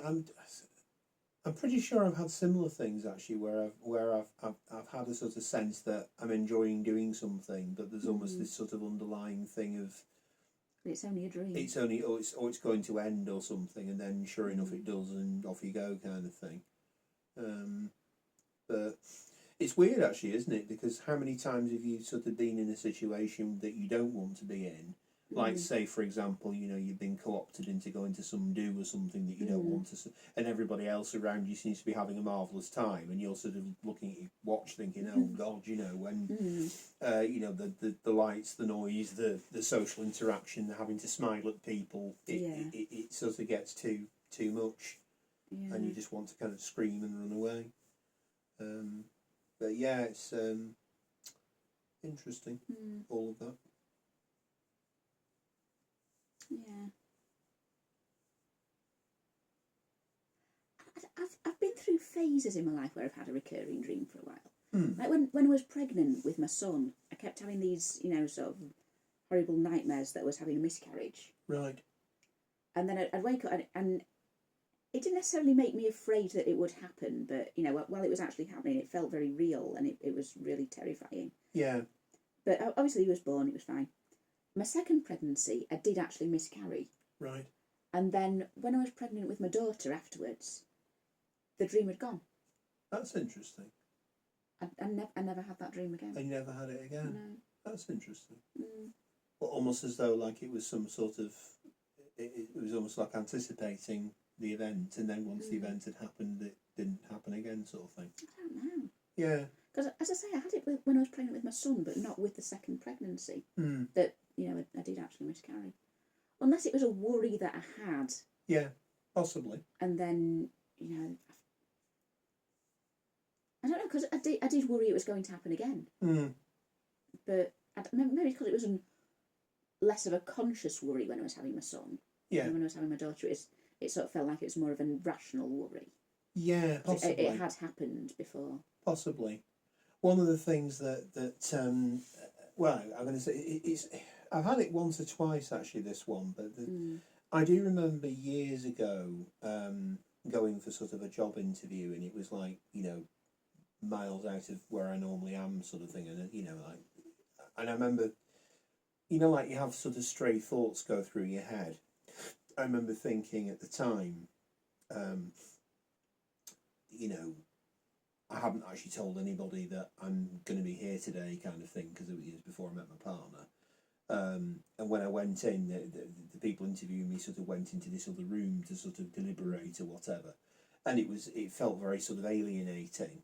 I didn't get the job in the end, but the interesting thing about it was I remember having a couple of dreams based upon this, where, I mean, it must be the social anxiety thing manifesting, but I'd literally kind of gone to this place which was miles from anywhere, and it was almost like a kind of culty kind of environment where there was like these people who obviously were in on some secret or something, and I suddenly start to feel very kind of on edge about it, like nobody knows I'm here, what's going on, you know, like what happens if I disappear, kind of thing. And I presume it must be like a representation of anxiety or something, but I had that one a few times actually, and in some cases years after the effect, you know, years after the fact rather, of going for the interviews. See, one thing that really surprises me about my dreams is I very rarely dream about my children. Right. Before they were born, I would quite often have this dream that I had a pet that I'd kind of I forgot all about, and then years later I find them again. Right. And they'd just been living in the walls of the house or something. Oh, okay. But now, as I say, I very rarely dream about my children, but when I do, either I've lost them or I've kind of required a third child that I completely forgot I had, and then they sort of come back. That is interesting. Yeah, like it's almost like something out of like a soap opera, isn't it? Where you get some long lost character sort of turning up or something. Yeah. Yeah. Or that one of them was a twin, and yeah, the twin sort of vanished for a while and then turns up. Just something like that. That I've got a child that I've somehow lost and then found again. Yeah, that's that. Yeah, that is quite interesting actually, from a sort of motif kind of point of view. Yeah, I mean, I must admit, I don't tend to, when I do tend to dream characters and things, they're either characters that I don't know in real life, they're just completely made up, or it's people from the past.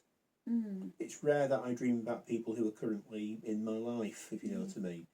They tend to be sort of, in some cases, individuals that I haven't seen for a very long time, you know, and suddenly there they are, kind of thing. This is a really weird thing that happened.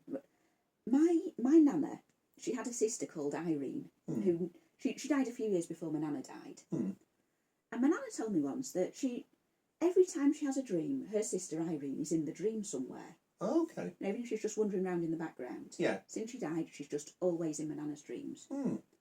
And they just sort of wave and say hello and then move on. And after my nana died, I had a couple of dreams about her. But in each of the dreams, she was with Auntie Irene. Oh, that's interesting. That is very interesting. Yeah, as a like both together kind of thing. Yeah. Yeah, that's interesting. And, I mean, Auntie Irene, she wasn't someone that I really knew in real life. I only met her a handful of times. Yeah. So she just hadn't, appeared in my dreams at all. Yeah. She wasn't someone I ever thought about. But then she appeared with you now. Yeah, every time my nana was in my dream, Auntie Irene would be with her. That's interesting. Yeah, I mean, it sort of almost makes you kind of wonder, like, whether it's sort of, I don't know, like the mind playing tricks or something, or whether it's got something. I mean, I don't know, like sort of appearing in things or whatever. But yeah, I mean, it does make you wonder, doesn't it? Things like that. I mean, I'm not, I don't personally believe in sort of afterlives or something, but I'm quite, I don't know. Stuff happens like that that's a bit spooky. Yeah. And there's a lot of explanations for it. But it makes you think, doesn't it? It does make you think. What if it is a ghost? What if Auntie Irene's ghost was waiting in the afterlife for a sister to come and see her? And yeah, and somehow it sort of like manifests in sort of dreams. You can sort of tune into it. I don't know about you, but I mean, this is a sort of slightly related kind of topic, is that I tend to find that when people sort of say, like, talk about imagination or something, can you imagine people, can you do this, can you do that, I tend to find I have a very poor visual imagination. When I'm reading books, if it tells me what somebody looks like, I can't sort of easily take from the text and then kind of form a picture in my mind. I find that quite sort of hard to do. I will form a picture of what they're like, but it's my picture. It probably doesn't correspond necessarily to what's in the the sort of text. It just reminded me when you were sort of saying that, like, Auntie Irene wasn't somebody that you knew sort of well necessarily, but nevertheless there she was. yeah. It's almost like a sort of delayed response, I think, sometimes with these things. I have found that actually, that I can remember sort of people, what they look like in sort of quite decent detail from long ago, and sort of conjure them up into dreams or something. But when I read a piece of fiction and it literally spells it out for me what somebody looks like, that somehow doesn't compute.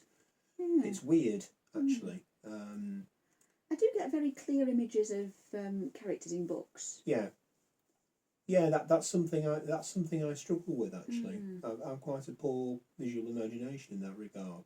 I mean, for example, as a child, when I read like Christmas Carol or something, I think I've only read it as a child, but I remember thinking at the time I could picture what Scrooge looked like, Mm. but it was because I'd seen films of Christmas Carol. Yeah. It wasn't based on the actual text, if you know what I mean.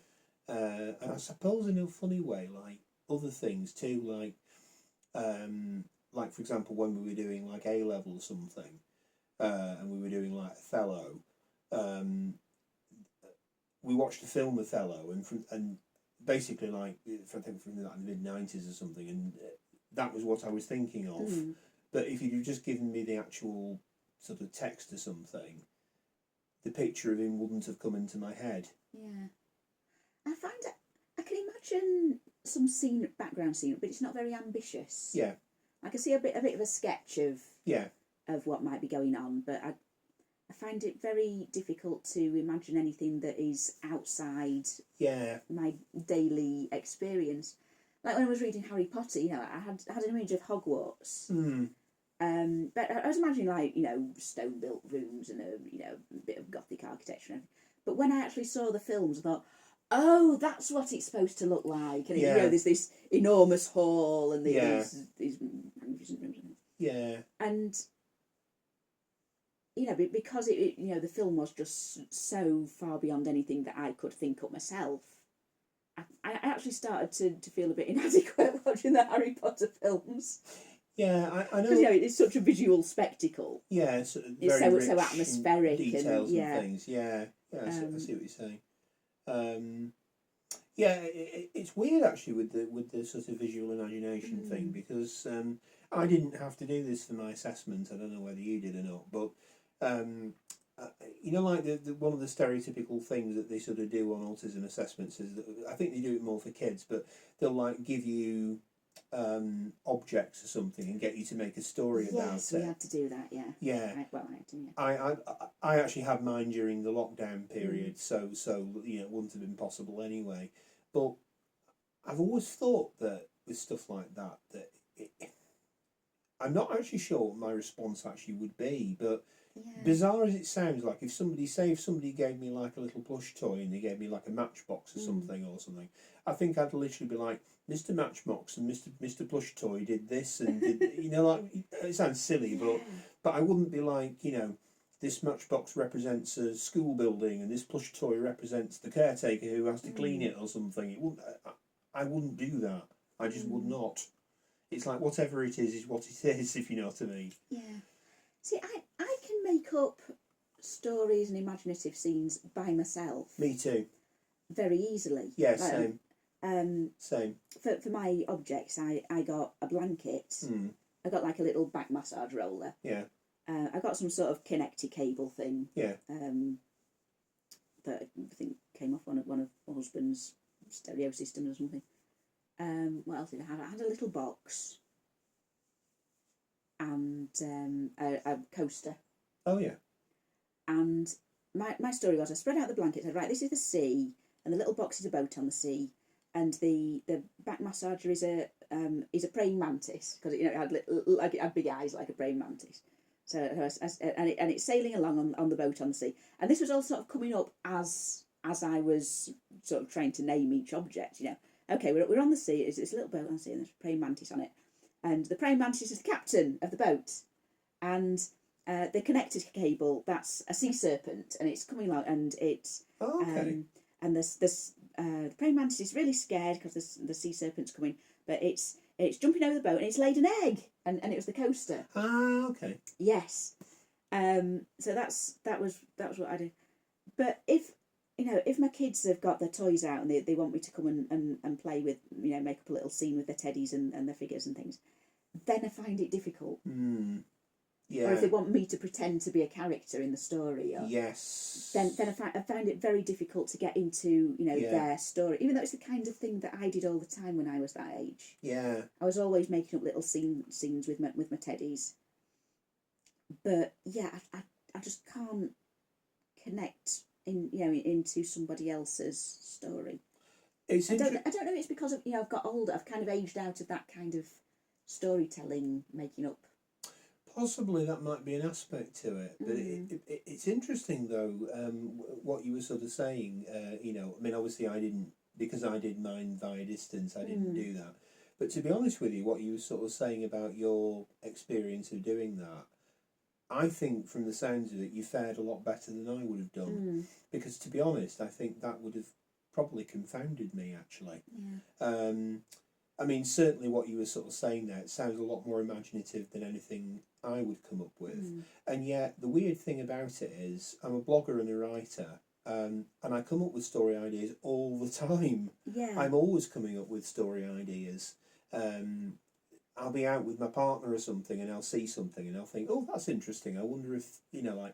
So it's not that I lack imagination or creativity. It's just that trying to sort of tie it to actual things and objects... It's a bit like the struggling to imagine what characters... It's like there's a deficit in certain areas, but not in the whole thing, if that makes sense. It's not necessarily a problem of lack of creativity or imagination. It's just that what fires it is slightly different or something. Like if if you're giving me objects or something like a blanket and back scratcher and stuff, I think I'd really have struggled with that, actually. I think that would really have confounded me. Like if you want me to go away and write you a story, I can definitely do that. But just think up something off the cuff. But think of something, yeah. That's it's a strange... Weirdly enough, like you were saying about the sort of motif in your dreams about sort of the multiple rooms. I think I've mentioned this before, actually, but one day, probably when I'm in my 80s or something, I'd like to write a book about my sort of experiences of being late diagnosed. But one thing that I've actually found, which has sort of hindered me in this, is that I can think of so many possible things that you could include in it, or different sort of ways of doing it, that it just paralyses you. It's like the executive dysfunction, so it ends up just not being done. I think the problem that I would have with sort of somebody giving me objects in the story exercises, I'd think, well, what is this supposed to be? It could literally be anything. Yeah. I mean, I've got to say, I did panic a bit when they said I've got to get 5 objects that I've got to hand and make up a story. But I kind of surprised myself with how well I did. Yeah. And how easy it was. Once I just picked the first things that came into my head and then strung them together into a scene. Yeah. And that's right. And I think as well, my interviewer, she showed me what you're supposed to be doing first as well. So that would help. I had an idea of what was like an acceptable story. Yes, that would help. If someone just said to me, write a story, I'd feel like it had to be a novel. Yeah. But she showed me something about a lolly stick that was a little girl who was out walking a dog, and she went to the park and she let the dog off the lead, and then she took the dog home and she went to bed. Yeah. And I thought, oh right, well that's fine then. I can manage something of that kind of calibre. Yeah, exactly. There's a sort of template for within an acceptable kind of range. Yeah, it didn't have to be like War and Peace or anything. I mean, it's interesting actually with the sort of creativity thing, because I know my partner is very, very tolerant of my sort of writing. I read her things and she's unfailingly supportive, which I'm very, very lucky to have. I try not to take it for granted. But there have been occasions where she sort of said, like, how on earth do you come up with that? And I'm like, well, I don't know, I just did.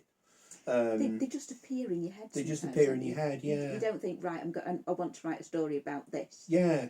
So it's not necessarily, like I said before, it's not necessarily that the idea that the creativity isn't there or there's no imagination, which is sometimes something that we get charged with quite a lot. It's just maybe that it doesn't quite operate in the way that maybe other people's does. Yeah. Sort of doing it to kind of demand based upon concrete things. I mean, I know what the test is supposed to be. It's supposed to sort of like, can you actually see beyond what something kind of is? But,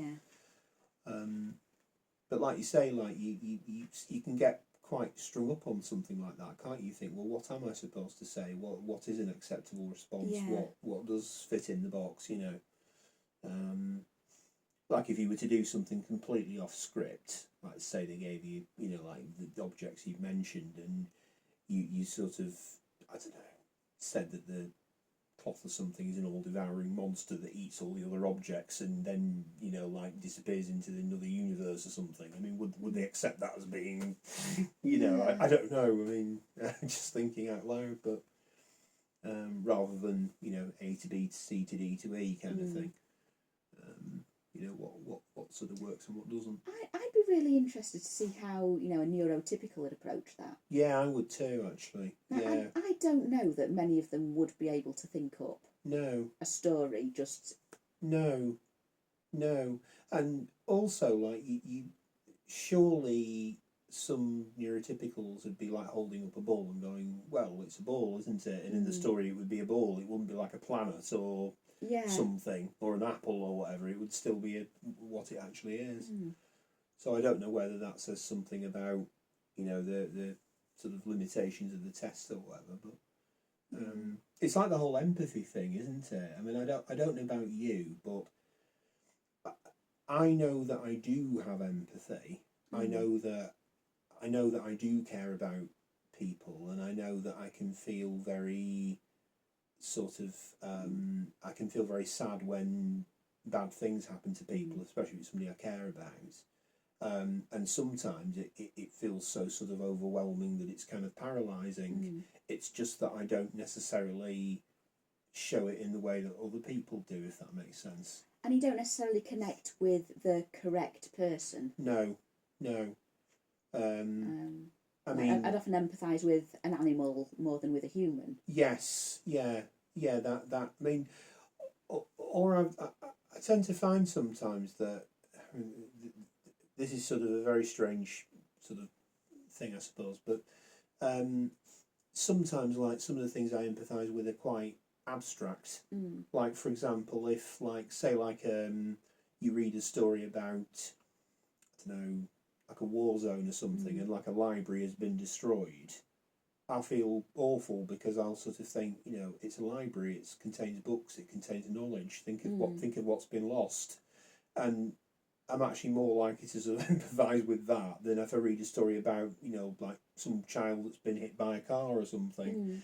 But if you say that to people, they think you're some kind of cold, terrible person. Yeah, or you'd worry more about, you know, what had been lost in the library in terms of the books than, you know, the librarian had been hurt or something. Yeah, that's the thing. So it's not necessarily it's like the creativity thing. It's not necessarily a lack of empathy. There can be a lot of empathy. It's just maybe it doesn't kind of get expressed in the way that other people might, or for the same sort of things possibly. I don't know. Yeah, well, in my assessment, we were given like a little cartoon strip story of a man who was catching a fish, and then a cat comes along and steals the fish from his bucket. And then as the cat's running away, an eagle comes down and takes the fish and flies off. Right. So, and the question was, who do you feel sorry for in this story? And I mean, I said, oh well, obviously the fisherman, because he's caught his fish and he's looking forward to taking his fish home, but now it's gone. But then I thought, no, do I kind of empathise with the cat a bit, because you know, obviously the cat, he doesn't have a fish. Yes.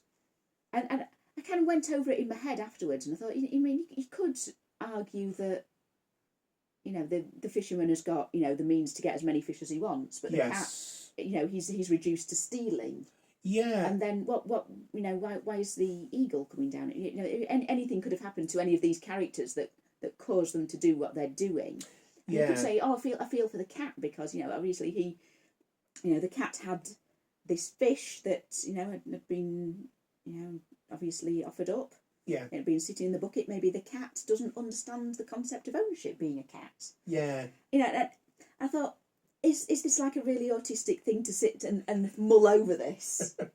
I probably thought the same thing, actually. I don't expect that many neurotypicals would actually think about that ever again. No, probably. Well, what you're saying sort of about the sort of cat and things, you kind of think, well, also, like, cats don't, as you say, they don't really have a sort of concept of stealing things because they just take what's there. They're hungry, aren't they? So can it really be helped that the cat is hungry and responds to its hunger?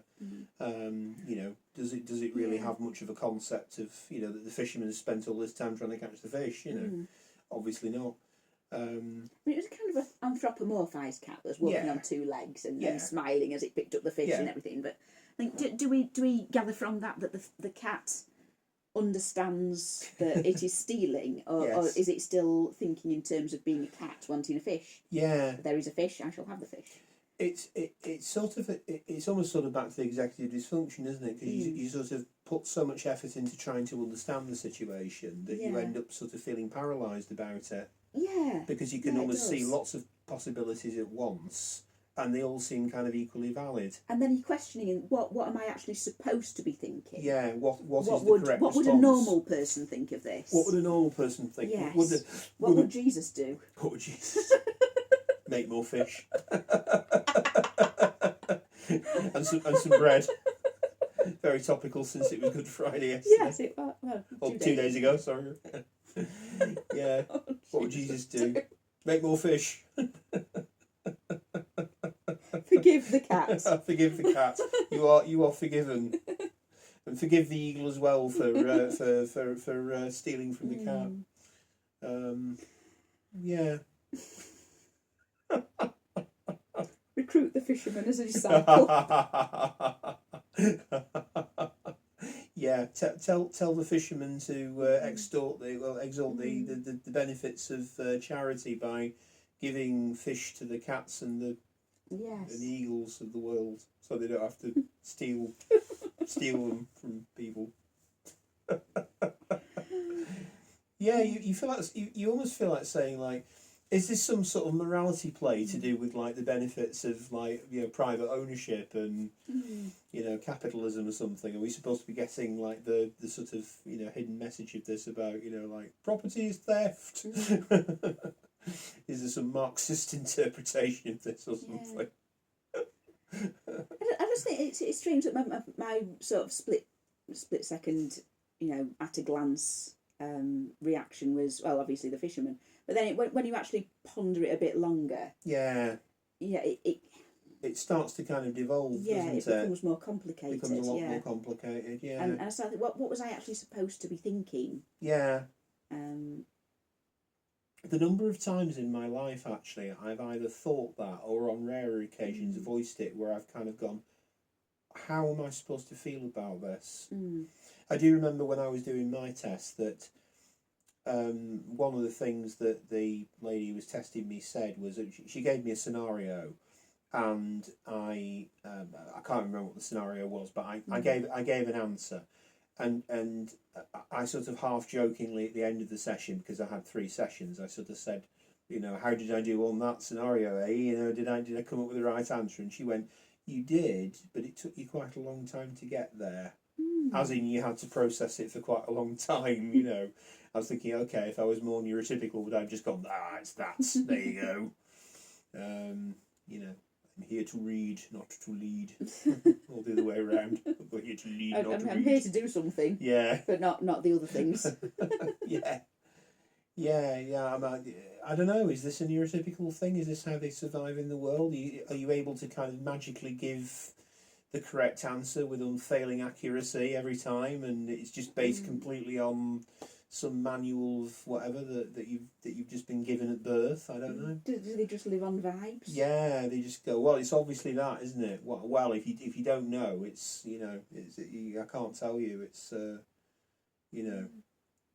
in a way, it's almost like sort of the conceptual art, isn't it? Where you have some pile of bricks or something, and you get some pretentious person going, "Oh, well, if you can't see what it is, I can't tell you." It's the same sort of like, the neurotypical rule book is similar, Yeah, it's like the whole point of it is to sit and discuss whether or not it is actually art or not. Yeah, exactly. Yeah, so I don't know. Yeah, I'm not sure actually what I would have answered with that question. To be honest, I think I think like you, my instinct would have been the person who owns it first, and then my thoughts would go off into spaghetti probably, and not Or would be you able say to... you feel sorry for the fish because it's been dragged out of the water and suffocated? And now it's going to get eaten by somebody. And has subsequently been in the hands or mouths of 3 separate predators. Yeah.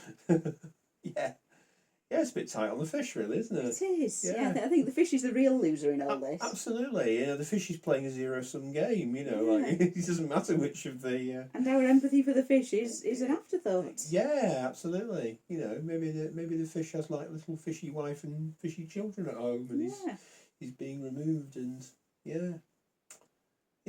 Maybe it is a little fishy child. I wonder if we've put more effort into sort of thinking about this than probably anybody ever has actually put into this particular question. Even the people who wrote the question. Even the people who wrote the question.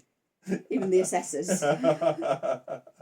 Like if this were to be sort of transcribed or something, there'd be some professor person somewhere going, "This is the most considered answer we have ever had."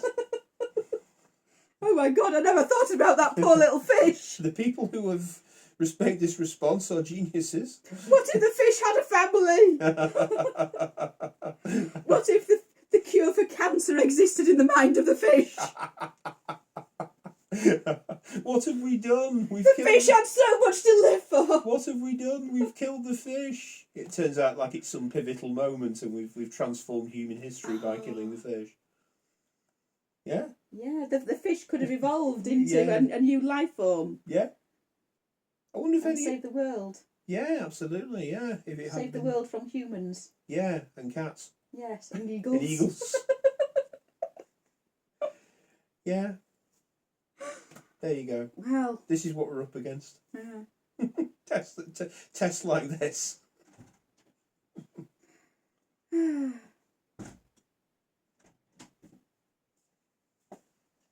We're busy. Yeah. Yeah. We're busy talking about fish. And eagles. No, my husband just walked in. And cats. Oh, hello. Talking about fish. Yeah, we're talking about fish. Fish. You know, as we do. As we do. Yeah. What time are we on then? It's just coming up to 2 hours. Bloody hell. I know. Yeah. Yeah. Wow. That's impressive. It was, wasn't it? Yeah, one take. It was, One indeed. take. Yeah. I'm going to bed. Yeah, well, good night. Night night. Are you going to let Simon in No. my house? You know what? No. Oh dear, this could be quite I'm not going to let you in. Oh dear, this could be quite problematic. It could. Yeah. Do you think anyone's ever actually going to watch it this far? Probably not. No. We should do some little bits at the end, like hand puppets or something. Yeah. if you see the hand puppets, give us a comment. It's my representation of what happens in the video. Yeah. Here comes the eagle. There's the cat running off, and then the eagle coming down. The fish is going. No. Here's the fish. The fish is bemoaning. Oh no! It's got cords on the fish. Oh, oh, oh, oh, oh. The fish is bemoaning his poor life choices as he gets carried away by the eagle. Oh wow! I think we've surpassed ourselves. This is like the director's version, the director's cut. Yes, here's the cat. Here's the cat. The cat. That's the shadow puppet for cat, isn't it? Is it? Yeah, Something like something that. like Yeah. that. Yeah, little bits. Yeah. We've done good. Do you think so? Yeah. Do you think that's enough? I think so. Do you think nobody wants to hear anymore? Probably not. That's enough fish. Yeah, the last 15 minutes is probably just like the sort of director's cut version where we just talk nonsense, basically. Yeah. When you see the little fish on your screen, press the red button. Press the red button. Yeah. To hear more fish-related stories. Yep. Absolutely. Yeah. No, I think that's the time to bow out. Really. Yeah. Yeah. I think we've done it. Are you sure? Yeah, I think so. 2 hours. 2 hours is pretty good going. 2 hours is pretty good going. Do you think we could make it 3? Do you reckon we could? It depends how long the battery lasts on my phone, really. What time are we on here? 12. It is now the 21st of April, 2025. It has been for a good 10 minutes and we didn't realise. No, we didn't realise. We were just having too much fun. Talking about cats and fish and fishermen. Oh, blimey. Yeah. How much did we do in the previous videos? We did it. We did them in separate. In separate things, separate yeah. instalments, didn't we? It wasn't one take madness like this time. No. I think the first one we managed just over 2 hours 2 hours. altogether. Yeah. The second one was a bit less. Yeah. It was 3 half-hour-ish Yeah, something like that. segments. Yeah. Yeah. I think that's a decent amount. I think we've done okay. Have we done okay?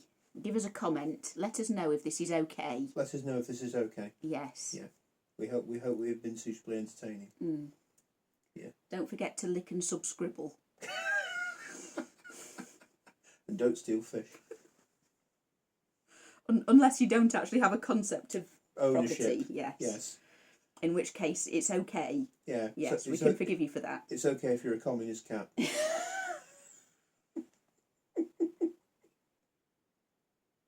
A Marxist cat.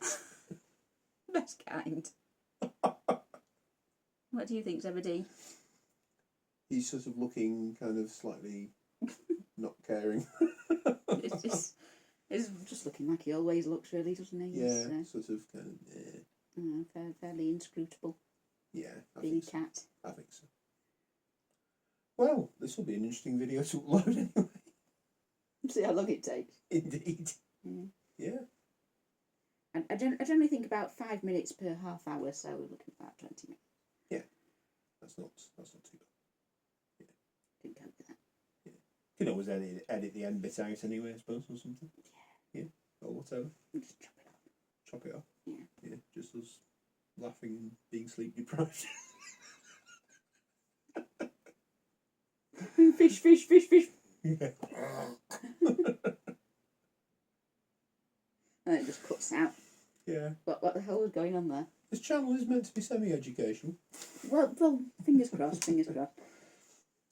I think it is largely, my vision is that it's kind of showing how autistic people speak and communicate naturally. So it leads in all the ums and ers. Yeah. Yeah. Yeah, without sort of like polishing it too much kind of thing. Exactly. Yeah. Or at all. Or at all, yeah. Yeah. What's the term? Cinema verite, they call it, don't they? Do they? Yeah, it was like a school of... Yes, they do, don't they? Yeah. After the war, like it was like around the time of the French New Wave cinema, like they deliberately make these sort of quite gritty sort of films where they, the actors sort of like improvised a lot and they didn't sort of script them or give them much direction. They let them do what they wanted to provide a bit more sort of immediacy or whatever. Like punk rock film, man. It's one of those things, I think, if it did cut it down and cut out all the thinking space and everything and just do boom, boom, boom, fact, would it be, more popular? Could have cut it down to sort of little 2-minute segments so that you can put them on TikTok or something. Yeah, you don't know. But really, then it's losing something. It is losing something. There was a thing, wasn't there, that in the 60s Andy Warhol used to make like films that were like 8 hours long. Yeah, more or less unwatchable. And there was one that he did, I think it was called Empire, where he literally put like a camera on the side of the Empire State Building and just left it running for like 12 hours or something. And it's like here is the side of the Empire State Building. There's some traffic going by. Yeah, and it's like no sane person would want to watch it, and that's the whole point. It's. I mean, it might be interesting to watch a few minutes of it, as a kind of documentary of, what was actually going on in the city at that time. You can compare, the traffic levels and things to... Lou Reed in the 1970s released an album called Metal Machine Music, and it's literally about it's about an hour, 4 tracks basically, of sort of feedback noise. And what he apparently did was I don't know if this is exactly it, but he got like a bunch of guitars and put them on a stand, and then he plinked one of the sort of strings, and the vibration from that basically set off the others, and it was like a continuous feedback loop, and it literally sounds like it's awful. I mean, it literally sounds like oh, kind of thing. And it's literally like an hour of that. And it was like a sort of perverse kind of thing, because like his record company wanted him to sort of like, you know, write hits like, you know, Perfect Day and, you know, Walk on the Wild Side and so on. So it was like his up yours to them, basically. But in a perverse sort of way, whilst I'm not suggesting that I'm, you know, glad every album sounds like that, I'm glad that somebody did it and that it exists in the world. Yeah.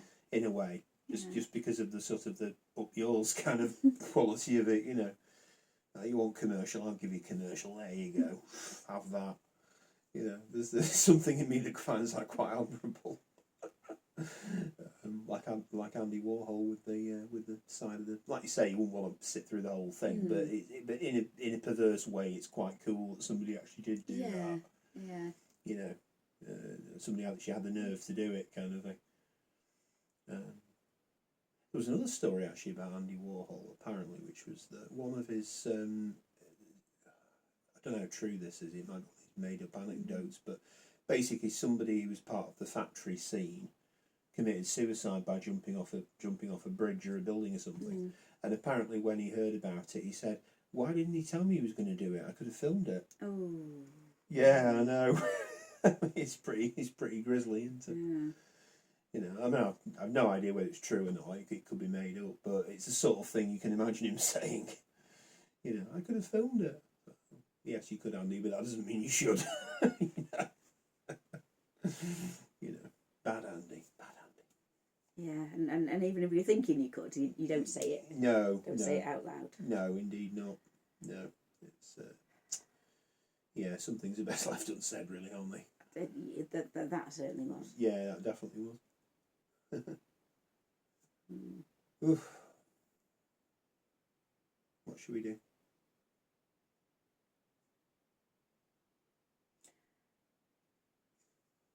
Have you got anything else to tell the viewers at home? Not really. You?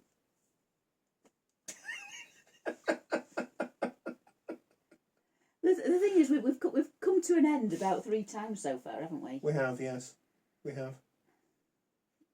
It's a question of sort of how we handle it, really, or how you handle it as the editor. Yeah. Yeah. Well, a complete lack of editor. And I'm the editor that doesn't edit. You'd probably find natural pauses and things where you could make it in separate videos. Probably. This should be quite interesting. Can't be asked though. No, just want to put the whole. This could be like this could be like the sort of the end bit where the person is actually watching and actually having a discussion about how we're going to edit how you can edit the video and put it online and like, oh, thanks a bunch, I've stuck around for nearly 3 hours and this is what I get at the end. Yeah, that's what you get. We should have just turned it off when we were doing the little animals, didn't we? Yeah, absolutely. I think that would have been the sort of. We missed the opportunity, I'm afraid. Still could technically. Still could. I mean, did we peak with the? Here's a cute cat. Here's Zebedee. Did we peak with the shadow puppetry? Do you think? I think we probably did. Yeah. So I'm going to say you could always work back to that and then then chop off or something. I don't know, but no. It's documenting how autistics speak. Yes, it is. It's not meant to be interesting in and of itself. No, it's meant to be a study in how autistic people communicate and how we end videos. Yeah. Amongst other things. Amongst other things, or not as the case may be. Or not as the case may be. Apparently, Warhol did once say, in addition to his in 15 Minutes of Fame, there was a quote by him that he said. Our motto is to always leave the audience wanting less, which I think is whatever else you think about his art in general, I think that's quite an admirable. I do think he did things a bit too much, didn't he? He did go a bit over the top sometimes. Well, he's often cited as being one of us, isn't he? He's one of those people kind of speculate about, isn't he? And to be fair, I mean, whilst I think people who sort of dead and gone, you can make cases and things. In all fairness, when I've sort of seen archive footage of him talking and stuff, I kind of think, I think he's actually a fairly safe bet. I reckon he probably was. He does have the autistic accent, doesn't he? He does have the autistic accent, and of course there's the whole thing about the repetition. Like the sort of motifs and things. and he was supposed to have. I've no idea how accurate this is, but he was supposed to have an IQ of about 85. Really? Yeah, it was lower than you'd think, apparently. Hmm. I don't know whether they got that from like his public school record or something, but. I remember I saw a documentary once about him, and there was someone who'd interviewed him who said he thought he was just really, really stupid because he had nothing to say. Yes, yeah. In fact, there was a Robert Hughes did an additional. It was the new Shock of the New that he did in the. That might have been it. Was that actually. it? It might have been, yeah. Yeah, and he was basically. I think he was interviewing Jeff Koons, and Jeff Koons was on about Andy Warhol and how great he was, and I seem to remember. I think Robert Hughes said to him something like, "Did you ever meet him?" And Koons went, "No, I never met him. Did you?" And Hughes went, "Yeah, I met him. I met him several times. Yeah, in the 60s. What did you think of him?" "Oh, he's the most stupid person I ever met." Yeah, that was it. Yeah. That was it. Yeah. Yeah, he's the most stupid person I ever met. And he was outraged by it. Yeah, Yeah. yeah, Well, he had nothing to say for himself. yeah. Yeah. It's like I know you don't want to hear this. You want to hear how great he was and everything, but that wasn't my experience. So kind of thing. He said something. He didn't say Darley was stupid, but I seem to remember there was a quote he said about Darley that he had the politics of Torquemada, the greed of a barracuda, and the vanity of an old drag queen. I mean, to be fair, Darley was a very talented painter, but in terms of his personality, he did have a point. He was certainly a fairly money-grubbing, but then again, so was Warhol, really. That's about being a commercial artist, I think, isn't it? Warhol apparently was once one of the, I think, because he started off in advertising, he was supposed to have been one of the world's best illustrators of shoes. Really? Yeah, because he started off painting shoes on billboards and things, and apparently he was, in his early days he was very, very good at drawing shoes. Supposed to have been one of the best in the business. Make of that what you will. And Magritte's first job was painting wallpaper. Was it? Yeah. I didn't know that. That's interesting. Magritte always interests me as a person, actually, because, like, unlike Darley or, some of the more wacky kind of surrealists, when you actually read about his life, he actually had a fairly kind of normal life, Uneventful, really. Uneventful, yeah. Like, he was happily married. Yeah.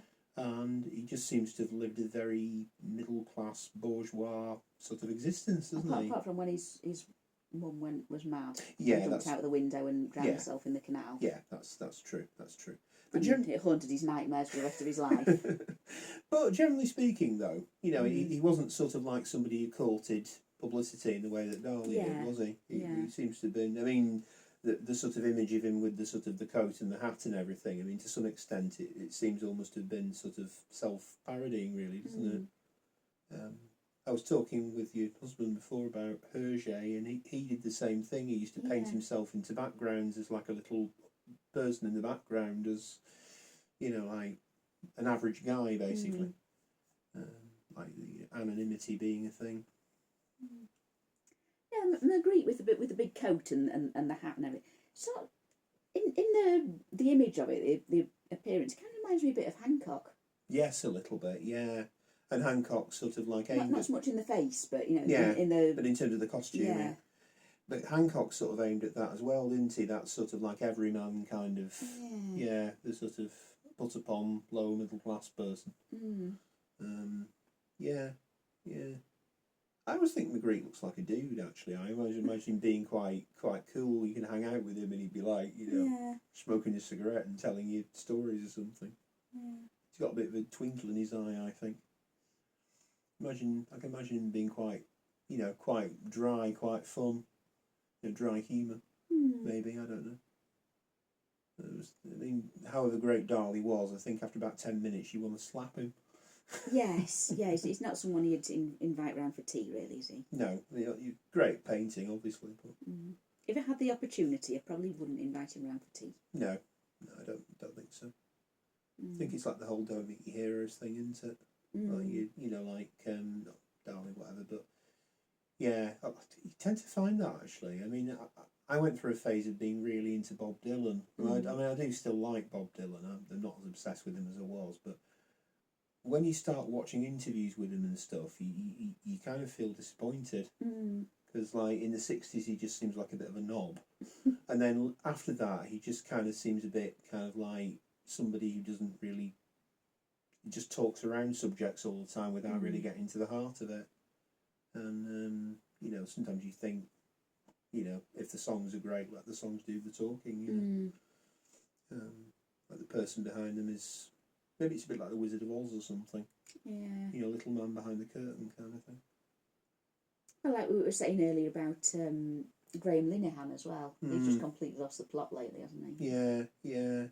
And J.K. Rowling. Yeah, it's... She used to be sort of politically fine, Yeah. you know, and then suddenly she got on that whole transphobe bandwagon. Yeah, it's strange, isn't it? Like... And it's just like she gave everything up to be a massive transphobe. And you just think, why? I mean... Why do you care so much about ruining the lives of trans women? It's strange because, you know, people sort of make really good creative things or something, and you kind of almost sort of, because you enjoy the work, you kind of want to sort of like them as a person, and then I don't know. I mean, I suppose I've always been okay at separating the artist from the art or whatever. Yeah, I've had to do that many times. Yeah. But it can be difficult, can't it? Sometimes, you know, like I don't know, you know, when you become aware of, I don't know, Lewis Carroll or something. And yeah, that's a good example. Yeah, he wrote like at least two of the greatest children's books ever written, kind of thing. But then when you sort of read about the stuff he did with the photography and things, you think, God, you know, that's not good. But yeah, it's. I mean, in a funny sort of way, maybe like if somebody sort of produces something that's only mediocre or not very good, maybe that's actually better in a way, because then if you do find out they're a terrible person, you're not actually disappointed. I mean, Mein Kampf is an awful book in more ways than one. Very badly written. I've never read it myself. Never read it from cover to cover. I own it. I was given it as a present by a friend. Interestingly, What a nice present. Well, absolutely. It's just very, very badly edited, and I mean, obviously it's translated and everything, but it's not. I mean, ignore the actual politics of it. The actual book itself is just really turgid and really just. It's obviously the ravings of a mad person, basically. Do you think it might be? Well, just speculating. Yeah, I know someone who read an edition of it that, you know, had a footnote on almost every page saying this is actually not true. Yes. This never happened. Yeah. Yeah. Yeah, I mean, you know, purely from a sort of a reading point of view, it definitely doesn't, you know, it doesn't make you think, gosh, this is really well organised. I think I'll become a Nazi. Yeah, I'll become a Nazi. Yeah. I've been persuaded by this fabulous book. What's the author's name? Oh. I mean, I don't know. I mean, I remember reading the Communist Manifesto when I was about sort of 17 or so, and I remember thinking, like, I mean, you know, I don't necessarily identify as a Marxist or whatever, but I found it quite an easy read. It was like, you know, it's quite short, and I thought it gets across his ideas quite well. Like, regardless of whether you agree with them or not, purely from the point of view of expressing something, it does the job well. You know, whereas like other works of philosophy or something, you think, what on earth are they saying? You know, it's very impenetrable language or something. Like, I've never actually read any original Hegel, but apparently he's meant to be really hard to read, or Kant or something. Like, you know, you have to be some like PhD candidate or something before you understand it, you know. And they often refer to other philosophers as well. So if you haven't read the other philosopher, then you have to then read that before you can really understand what they're talking about in that chapter. And also some of the other philosophers that they talk about might not even be ones that are really all that much read nowadays. Yeah. So, like, unless you've got some library of philosophy at your disposal, you know, you're going to struggle.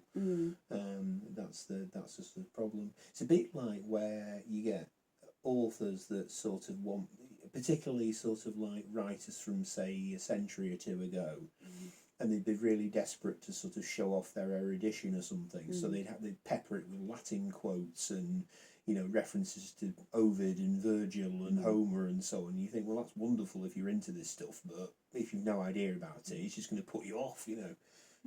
It's very confusing. I think it's quite telling as well that a lot of philosophers have, you know, they wrote several books, and then, you know, there's only a couple of quotes from those, you know, numerous volumes that anybody ever actually remembers and repeats. Yeah.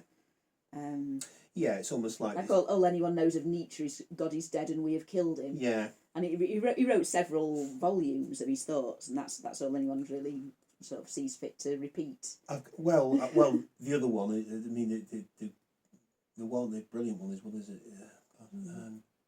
He who fights with monsters should take care he does not himself become a monster, and he who gazes into the abyss should recall always that the abyss gazes also. Sometimes misquoted as "do not stare too long into the abyss, for it may stare back." Yeah. Yeah. I didn't realise that was Nietzsche. Yeah, it's Nietzsche. Yeah. The other one is "that which does not kill us make us stronger." That was him as well. Well, that's rubbish, though. Yeah, absolutely. That which does not kill us gives us terrible trauma. Say what you like about Friedrich, though, he had a pretty amazing tash.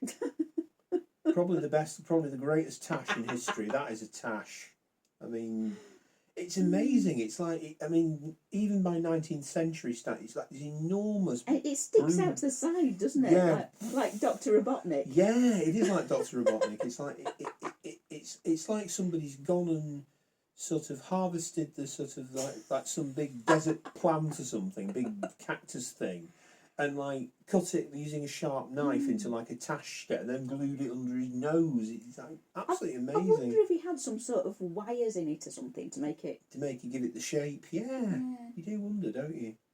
Like, because whenever they talk about lots of things with Nietzsche, don't they? Like, you know, he went mad and everything. And I think at one point he was like one of the youngest professors in Europe. Do you think he might have gone mad? Might have gone a bit mad, yeah. Really? Gone a bit loopy. But nobody ever talks about his tash. That is the most amazing tash I think I've ever seen. It's astonishing. Did he have it for long? Did he have it for long? Much of his life, I think. Really? Yeah. Yeah. I have seen a picture of him. I think a photograph of when he was younger, and he doesn't have it, and he just looks weird. There is one online somewhere, I think, with him without it, when he was quite young. But I think he was only about, probably somebody out there that knows lots more than I do about Nietzsche, but I think he was only in his sort of mid-40s or so when he had his breakdown, wasn't he? Or something like that. He wasn't old.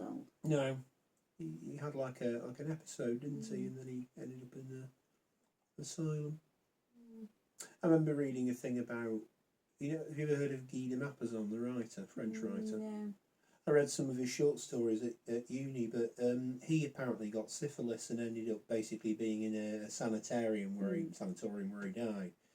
And I mean, it can do all sorts of horrible things, can't it? But in his case, it unbalanced his mind. And apparently, one of the delusions he had was that he was weeing diamonds. Really? Yeah, he had this madness. He was a really good writer, a great short story writer. But yeah, he had a good tash as well, actually. Well, it was a thing at the time, wasn't it? Yeah, having a but honestly, Friedrich Nietzsche, I just think if anybody can tell me anybody who had a better tash than him, I'd be astonished. I mean, tash and a half, isn't it? One of my regular customers actually has sort of quite a big handlebar moustache and sort of twizzled at the ends. Yeah, like a sort of sergeant major type, or like a ringmaster. Yes, exactly. Yeah. Not exactly a Dali, but you know.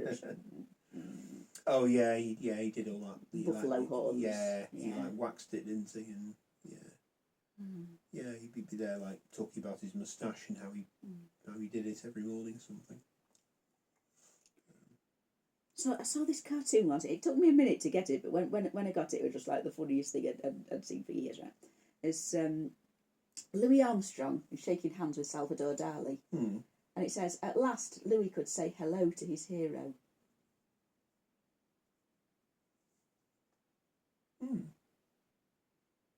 Give it a minute. Trying to think of this. I think it must be lightness at the hour. Hello, Dali. Oh, bloody hell. Oh, bloody hell. Of course. I was thinking It's a Wonderful World. I was trying to work out, like, yeah. Oh, God. Bloody hell.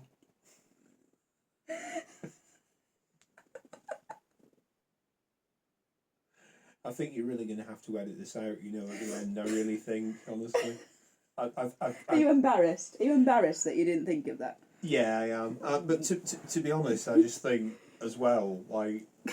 It's just getting a bit stupid. Yeah, and also I kind of don't want your channels to not ever get any more views. Unless this is what they've been waiting for. Yeah, maybe. Never know. You never know. Yeah. Us being... Yeah, they've been waiting 2.5 hours to hear me go, hello, darling. And yeah, they're happy now. They'll Yeah, this represents the consummation of the masterpiece. 10,000 subscribers, here I come. Yeah, absolutely. I wonder how many you need to actually sort of like make a living out of it. Well, you start getting revenue at 10,000. Do you? And I don't know about people who are actually giving up their day jobs. I mean, I would think it's probably only a very small percentage at the top anyway. Probably. It's probably like blogging though in that regard. Nobody really makes money out of blogging, do they? Unless you've got lots of product endorsements or something. Or... I mean, it's anything creative. Yeah. There's no money in it. Yeah. There's millions of people making a bit of money playing music. There's very few that are actually making a living off it. Yeah, it's a problem, isn't it? Yeah.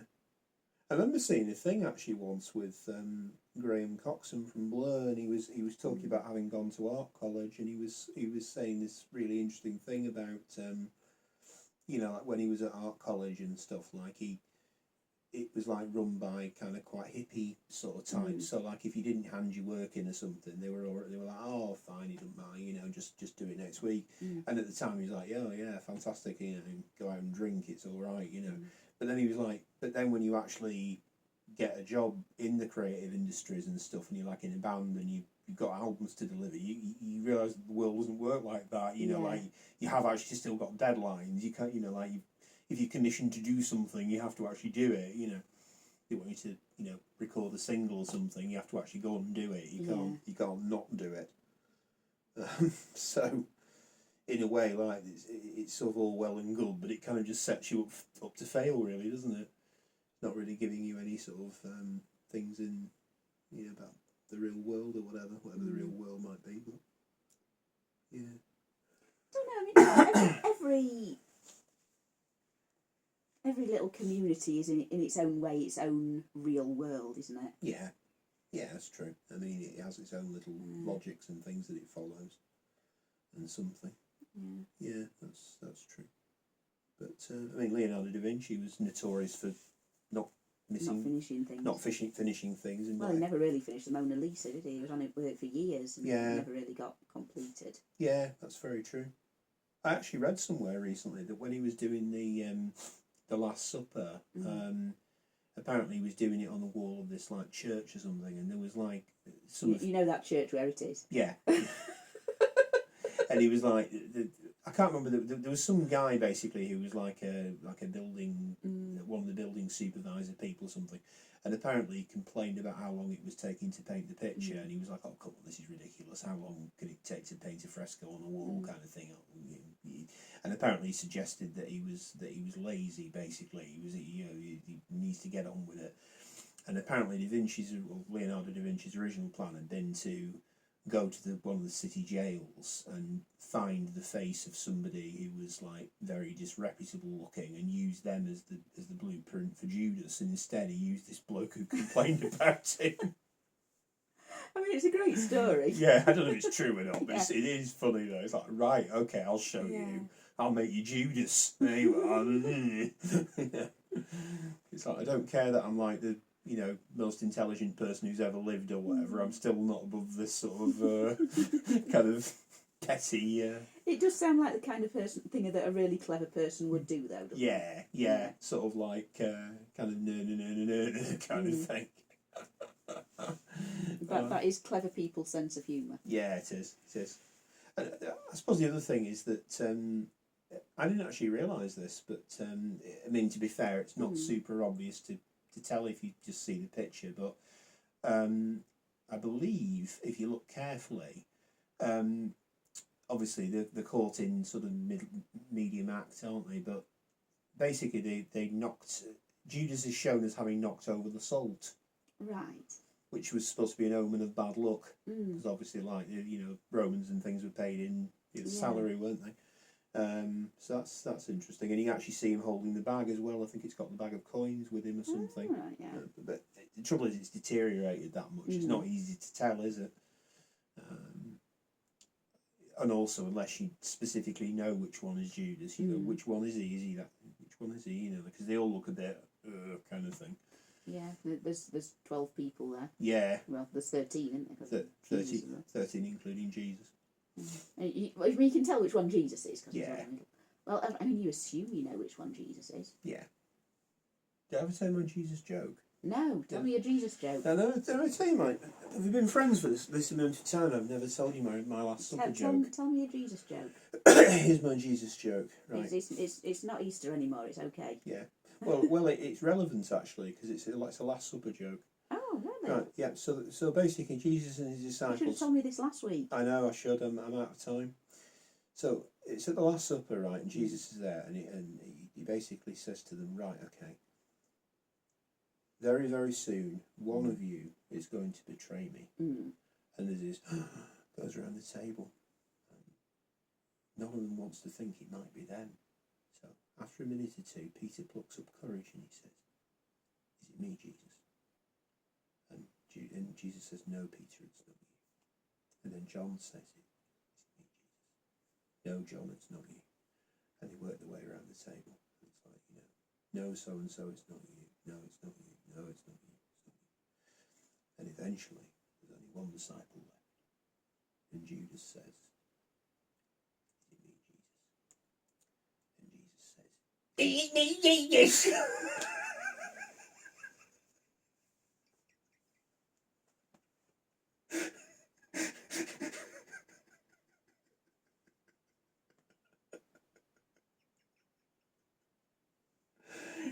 I mean, completely ignoring the fact that by process of elimination we made. I think I got that from Robin Williams. I think I saw it in a Robin Williams routine one time. Something. Thank you, Robin Williams.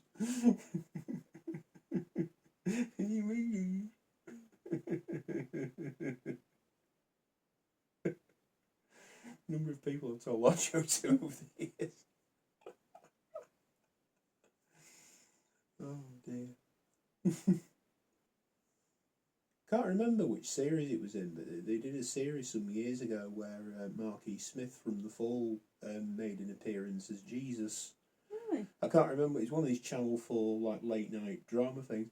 So he basically, more or less, he's playing himself. He's got like the leather jacket on and like he smokes constantly and like walking this and walking that kind of thing. And somebody says to him, "Hang on a minute, you're the Son of God. Should you be using words like this?" And he's like, "Fucking talk however I like, alright, pal." Yeah. I'm the Son of God, I'll do what I like.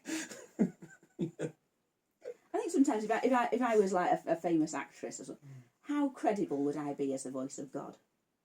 Ah, okay. Yeah. You speak quite clearly. God doesn't really, does it? No. God kind of talks in riddles a lot of the time. Yeah. Well, I meant in terms of diction. Oh, yeah. Yeah. But the thing I love about it, I mean, I'm not, can't remember exactly, but I'm sure this is a thing. Somebody might correct me, but like Moses goes up and gets the tablets, and he takes him down and smashes them, and then God's like, "Oh, okay, come back and I'll give you some I'll give you a different tablet." I swear, I've read somewhere that the second lot of tablet that he gives isn't the same as the first lot or something. Yeah, there's different. something missed off. There's something missed, or it's different instructions or something. And you're thinking, what? Why aren't they the same? I've changed my mind. There was actually a print run of Bibles done once. I've got in my head, I don't know for certain, but I just sort of want to say that it was the first ever edition of the King James Bible. And they did this terrible typo in the Ten Commandments. They put, "Thou shalt commit adultery." And if you got one of these Bibles that says "Thou shalt commit adultery," it's worth millions. Yeah, like, look, it says so here. It's all right. God's all right with it. He's asked me to do it. Yeah. Yeah, I was aware that there was like ones that they'd done that had sort of typos and other things in them and stuff, and yeah, that's brilliant, isn't it? Yeah, that's brilliant. That's probably that can't be an error, can it? That's somebody who's That's somebody having a joke. yeah, they're having a laugh, aren't they? Oh God, I do remember. Oh bloody hell! This is terrible. This is a bit X-rated. Actually, I'm not sure we should even be recording with this one. It's very naughty. Oh God, I remember. Shall I cover my ears? Yeah, cover your ears. Oh. No, it's. I remember reading a thing once, and it was. Some of the stuff that I read is I can't remember where I read it, but basically it was this thread about what's the worst job that you've ever had, and somebody was basically like a graphic designer person, and he basically, this is in the US, and he got a job working for this like evangelical Christian organisation. And they did like, it's similar to the Jehovah's Witnesses, but not exactly the Jehovah's Witnesses. It was something similar but different. And they put out these like magazines, these evangelical magazines. And he said he wasn't religious himself, but he'd no particular problem with it massively. It was just that the people who ran it were awful to work for. They were just awful. Like, they never paid them on time. They never paid them the hours they said they were going to do. They just weren't good to work for, basically. Anyway, and the other thing about it was that because it was sort of like a religious thing, it was like, this is the mission, you have to be happy with the mission and all this sort of stuff. Anyway, in the end, he basically got another job as a graphic designer for somewhere else. And obviously he did the month's notice, and they were really shirty with him about the fact that he was going. It was like taken as some terrible personal betrayal that he left. Anyway, they did this cover for this magazine, and it was they were into all kind of hoax stuff, and it was like one of the things that they thought was a hoax was the moon landings. So they basically did this cover, and it was like, were the moon landings faked? Like, and what does God think about the moon landings kind of thing. We asked. Yeah. So they basically. He was basically one of the people working on this thing. So they had like the picture with the American flag and is it ruffling in the wind kind of thing and all this sort of stuff. Anyway, he basically the shadow went onto this like cave thing in the background, cave, but like a rock or something in the background. And he actually used his skills to basically like doctor this picture, and it went out. And one of his friends rang him up like a month or so afterwards, like, "Oh, well done, that's hilarious, kind of thing." And basically what he'd actually done, because this is the X-rated bit, so don't listen to this bit. If you he basically had this picture. If you're a child, if you're a child, skip this. Yeah, he basically had this picture, basically like in the silhouette form of two people. One was pleasuring the other, let's just say. Engaged in an act of intimacy. Yes. And it was so tiny you couldn't see it unless you basically used a magnifying glass, but that was what the shadow was doing in the background. And that was his thing, and nobody noticed. And it just went out. Yeah, and one of his friends rang him up about it. "Oh, that's hilarious, well done." And I thought, God, I wouldn't have the nerve to do something like that, but that's a good story. Yeah. like James May with the calendar, isn't it? Oh yeah. Yeah, yeah. So you think it looks great, eh? You should try putting it together. It's a right pain in the arse. But if you're going to get fired from Top Car magazine, Top Gear magazine, not Top Gear, but What Car magazine, whatever it was, that's the way to go, isn't it? You know, if you don't like it anyway, and you want to leave, I mean, that's pretty legendary. Unless it was just coincidence. Yeah, who knows? Yeah, they're actually getting rid of him for something else. He just happened to have done that at the same time. Yeah. Maybe he got wind of it. It's only when they put it all together that they realised. Oh. Yeah. Oh, okay. That's what he's done. Oh, well, that's interesting. I'm going to fire him anyway. But... oh, should we call it a night? You think so? Yeah, I think so. Should we just go until the battery runs out? Bloody hell. How long has the battery got to go? No idea. Oh. Can't see on that screen. Christ almighty. No one's ever going to watch this, are they? Not all the way through. If you are still watching, well done. Well done. We salute you. We do indeed. Yeah. Thank you for your attention. I really hope this hasn't killed the channel. You can go to bed now.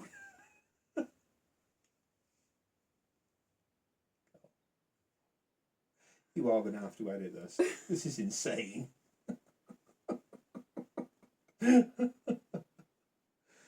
I mean, when I became a fan of your channel, I didn't intend to kill it or help kill it.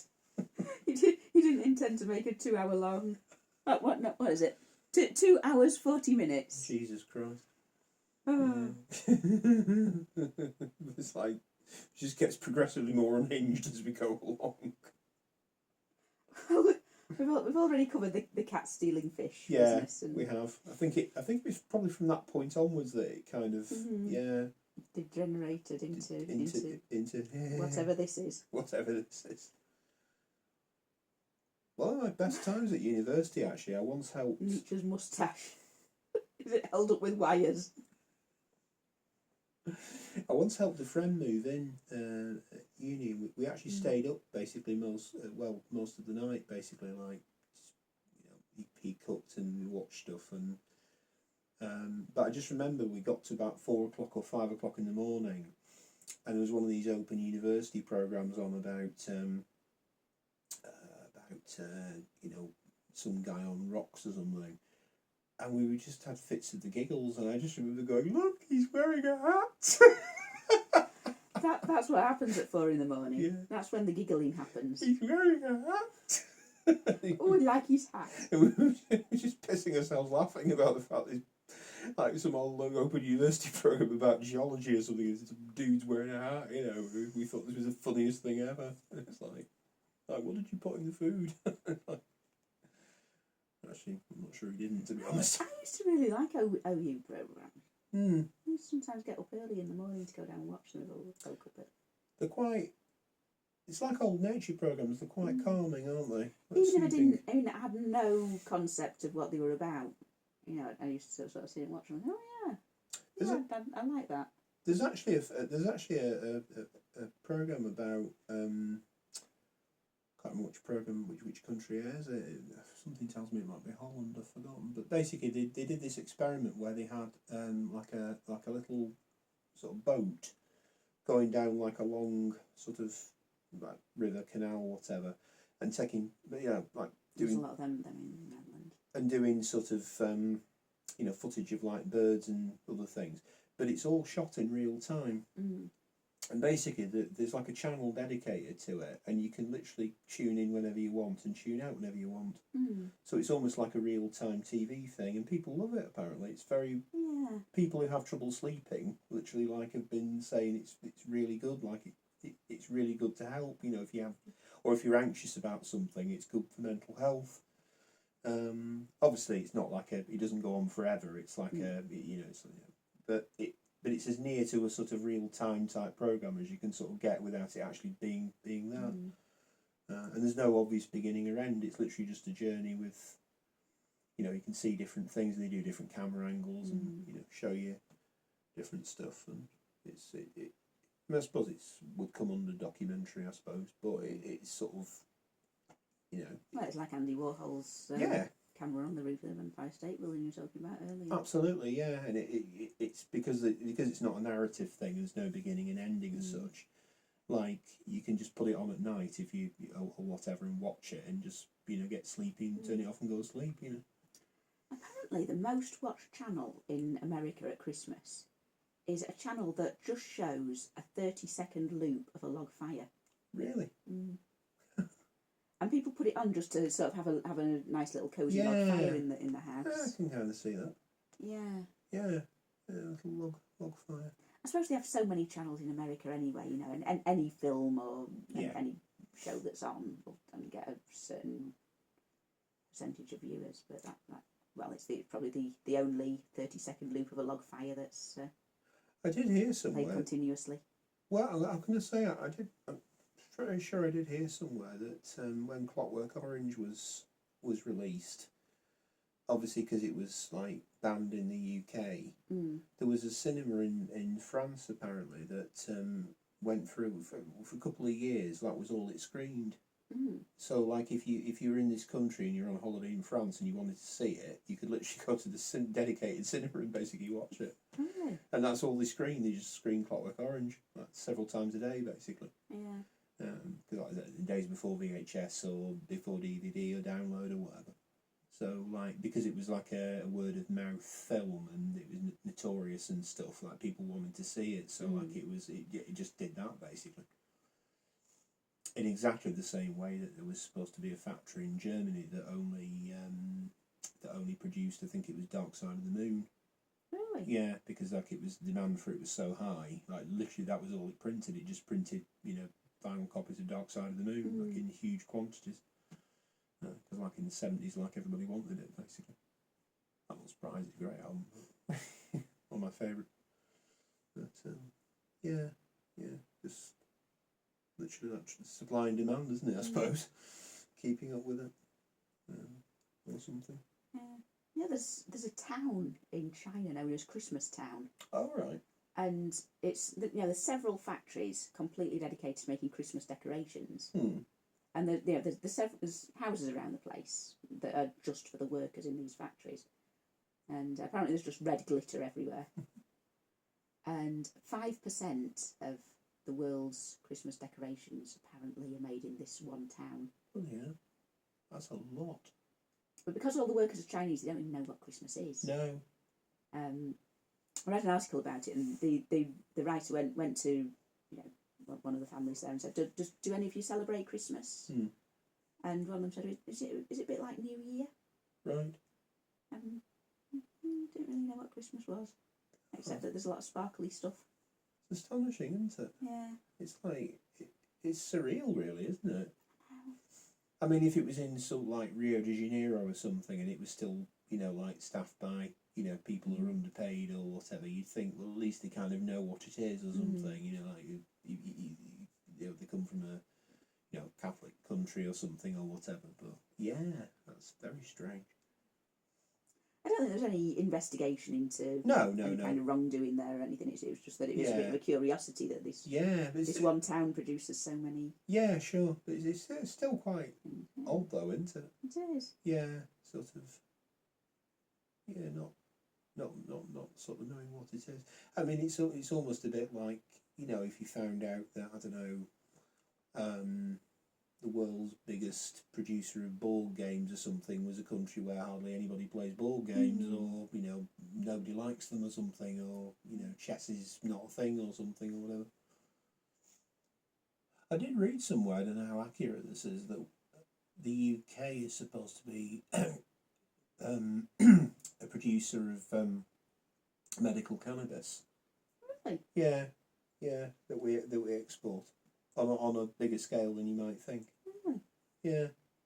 I was reading about Donald Trump's tariffs and things, what was going to be affected, and it said the UK imports ever such a lot of scientific instruments to America. Right.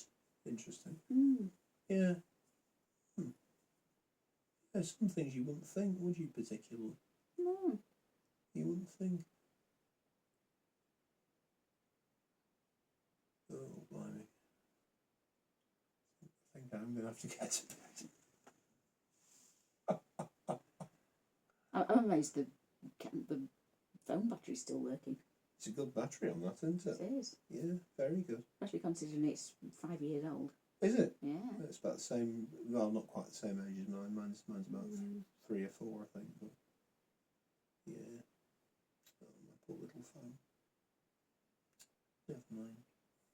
Have you got another one? No, I haven't, unfortunately. I'm going to have to either see if I can find a charger that works, which I probably won't be able to do, or conversely just buy a new phone. But yeah, a bit annoying. Probably put the same SIM in there, can't I? Probably. Yeah. Yeah. Sometimes if you log into your account from a different device, you can get everything back, can't you? Yeah. Yeah, you can, I think. When I switched this one off, Mhm. switched this one on for the first time, it came up with some little wizard to get all your information off everything else, and all my passwords and everything that were saved on my tablet can be downloaded onto it automatically. Yeah, I'll be able to do the same thing. Mm. Yeah, Andrea bought it for me for Christmas a couple of years ago. Oh. Yeah. Because she wanted to get hold of me during the day. Yeah, this is my first smartphone. Oh, okay. Before that, I had just like a little. I believe they're now known as drug dealer phones. Drug dealer phones. But they used to just be called phones. Phones, yeah. Yeah, but I was given my 16th birthday. Okay.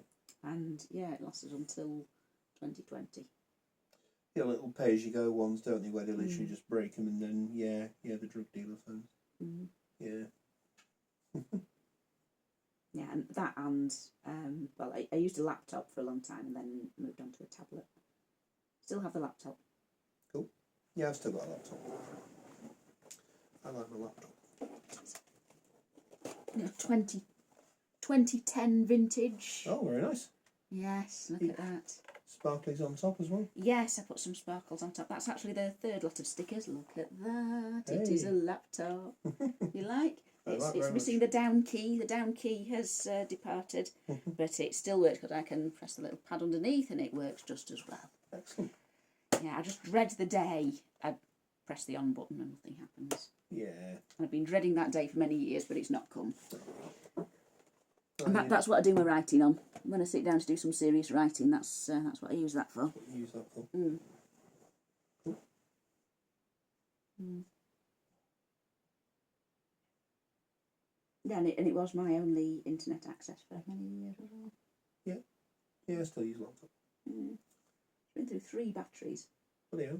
Mm. Yeah. But the actual... I only replaced the battery about a year ago, and I was amazed that you could still get batteries for it. Yeah, that's pretty good actually. Yeah. Especially when you think of how fast stuff changes. Mm. Yeah.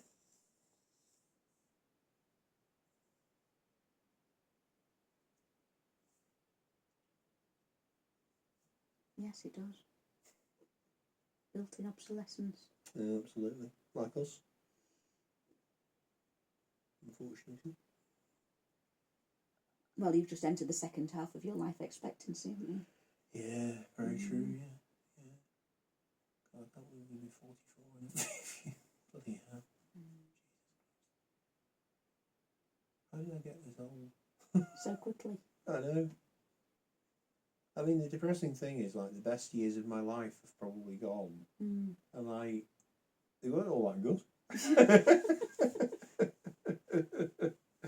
I think that about, like, my mind. I think, like, like, my sort of highest functioning mind is probably gone now. I wasn't that good. I remember thinking when I was about 20ish, I'm a quarter of the way through my life. Yeah.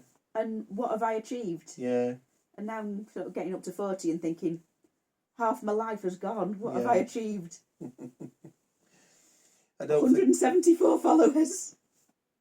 I don't think this is a.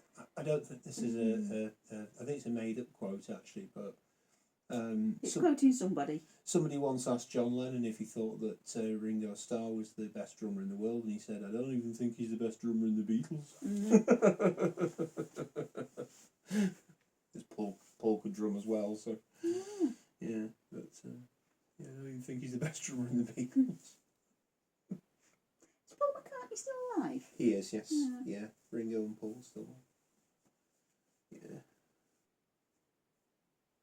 the two most interesting ones have passed on, unfortunately. I like George. I have a lot of time for George. Yeah. George was cool. In fact, of the four of them, he's the only one that I'd have wanted to have met. He just seems he just seems like a very cool guy. I know. Yeah. Yeah. Definitely. Something very very down to earth about him. I think he was the most talented as well. Yeah, certainly as a songwriter. He was very talented. I mean, he Yeah. didn't get always a chance to shine, I don't think, until sort of later on. But yeah, but yeah, that story. I think it's a song called Darnie, doesn't he? There was a story that said that what was it? His son basically came home from school, and basically all these kids had been like bullying him, and they'd been running behind him singing Yellow Submarine, and he said, "All these kids say you were in the Beatles," and apparently he went, "Oh yeah, sorry, I probably should have told you that, really." Yeah, sorry, I should have mentioned that, really. I was in the Beatles. Sorry. Yeah, it was a thing. I forgot. Yeah. Yeah, I kind of forgot that. Yeah. I'm too busy financing films and things now. Yeah, exactly. Yeah. Oh, that's hilarious. Yeah, I neglected to mention it. Yeah, it just never came up. Oh, by the way, there was this thing called the Beatles, and I was in it. I mean, you found out sooner or later anyway. Yeah, You'd have thought. Yeah, you'd have thought.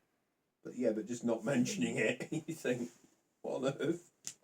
Apparently someone tried to murder him once. Yes, they did. There's a man who was kind of delusional and believed that he himself was the real George Harrison, and he had to kill the imposter. Yeah, he got into his house and stabbed him, didn't he, Yeah. if I remember rightly? Yeah, I remember that. Yeah, it's sort of things that you have to not have to, but like sort of hear of famous people sort of getting stalkers and crazy people and stuff. But Apparently there was, I can't remember which one it was, one of the women in ABBA. She had a man who stalked her, like an obsessive fan, and they actually had a relationship for several years. Really? Apparently so. Okay.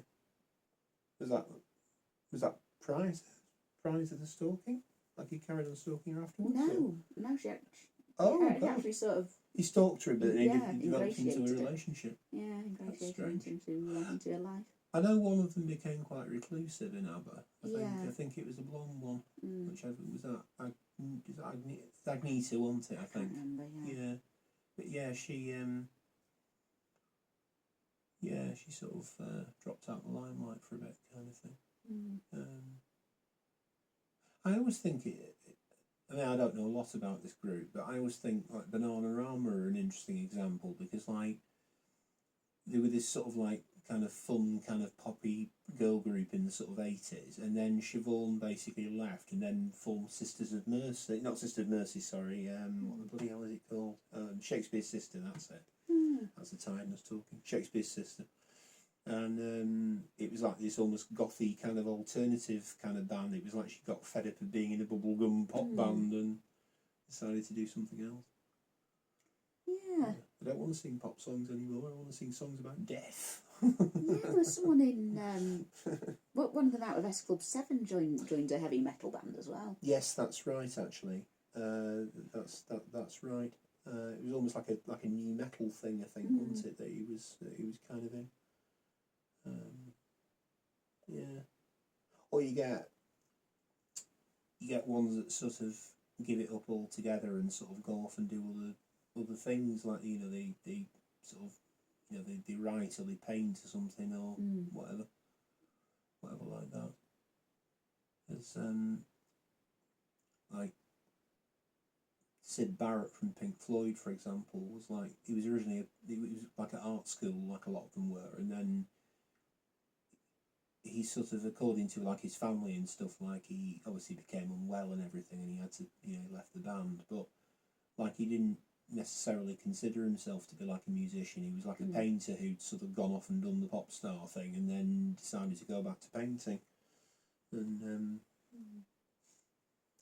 there's an interview with Graham Coxon about him, and he was sort of saying that like the standard narrative on people like this is that they sort of go off and have a career in music and then they kind of get derailed by bad mental health, drugs or whatever, and isn't it a shame? But he sort of said, but like maybe he was happier doing that. Maybe fame wasn't for him, and he just decided to. You know, it's like I don't want this. He's made enough money. Yeah, and I want something else, and in fairness, actually, to the rest of the band, they actually like there was I think Dave Gilmour, the guitarist who replaced him, sort of said on several occasions over the years, like, you know, when he was still alive, they were like, why can't the press just leave him alone? You know, he doesn't owe you anything. Just because he wrote some songs a long time ago, it doesn't mean that he owes you stuff. Yeah. Leave him alone. You know, he's made it obvious, clear that he doesn't want to be pestered, so don't pester him. You know, just let him do what he wants. You know, he's got his own life. He doesn't owe you anything. Yeah, I don't know. It's just this curious expectation, isn't it? That, you know, you were famous once, so therefore you deserve to, you know, be sort of resurrected whenever we want you to be, kind of thing. You know. And people who still kind of idolise the people, the people who were famous a long time ago and won't hear a word against them. Yeah, and also just the fact that you sort of think, you know, you've moved on with your life, you're doing other things, and you're not the same person anymore. You know, like, you're just not. I mean, you know, just because you sort of have memories of seeing them in the 60s or something when they were like this, you know, long-haired person sort of thing, and then they, you know, they're like a little wizened old bloke with a beard or something. You think, you know, like, you know, it's wanting to preserve the eternal image, isn't it? Yeah. And not really wanting to relinquish it under any circumstances or something. You not feel tired at all? Yeah, I do. I'm knackered. I'm not. See?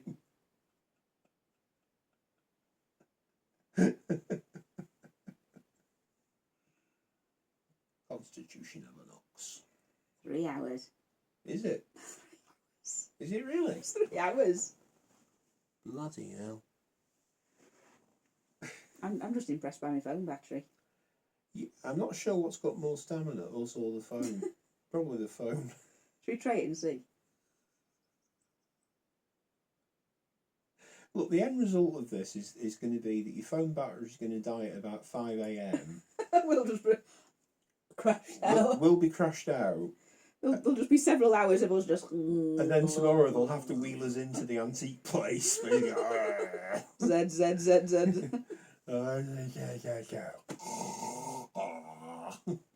That's the only thing that's going to happen. Oh, God.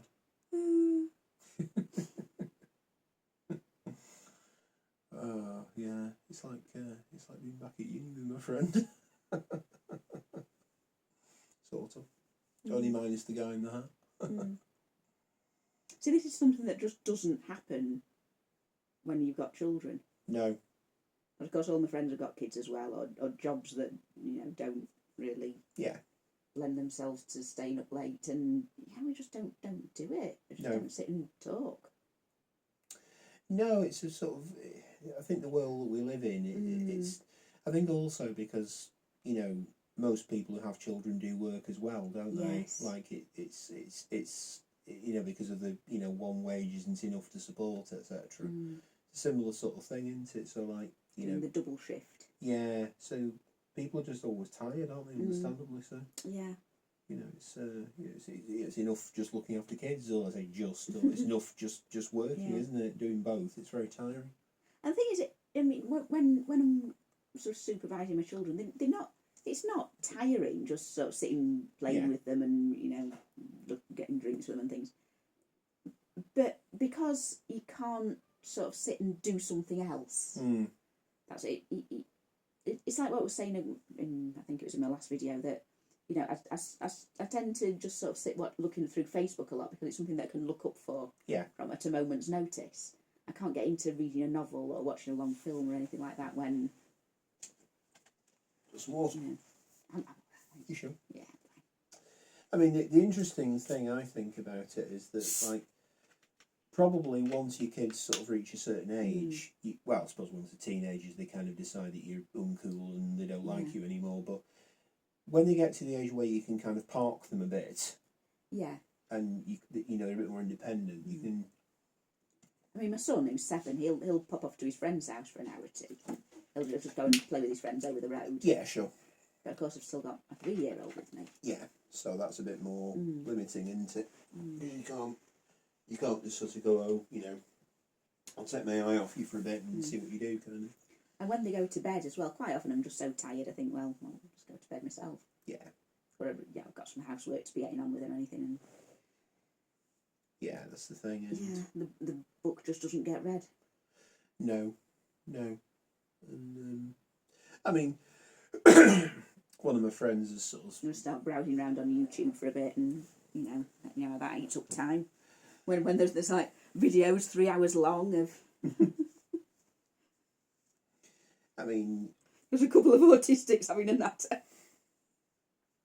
I know one of my friends... There's some weird stuff on YouTube, isn't there? Definitely. Who's making all this crap? It's like one of my friends who's got sort of children. You know, she was sort of saying that, like, you know, I mean, much as they are sort of, or they can be very sort of draining because they're constantly wanting this and wanting that. There is the sort of what they give people back as well. You know, like they sort of give you focus and purpose, and you know the love that you have for them and that sort of thing. So it can sort of work. You know, it can work that way as well.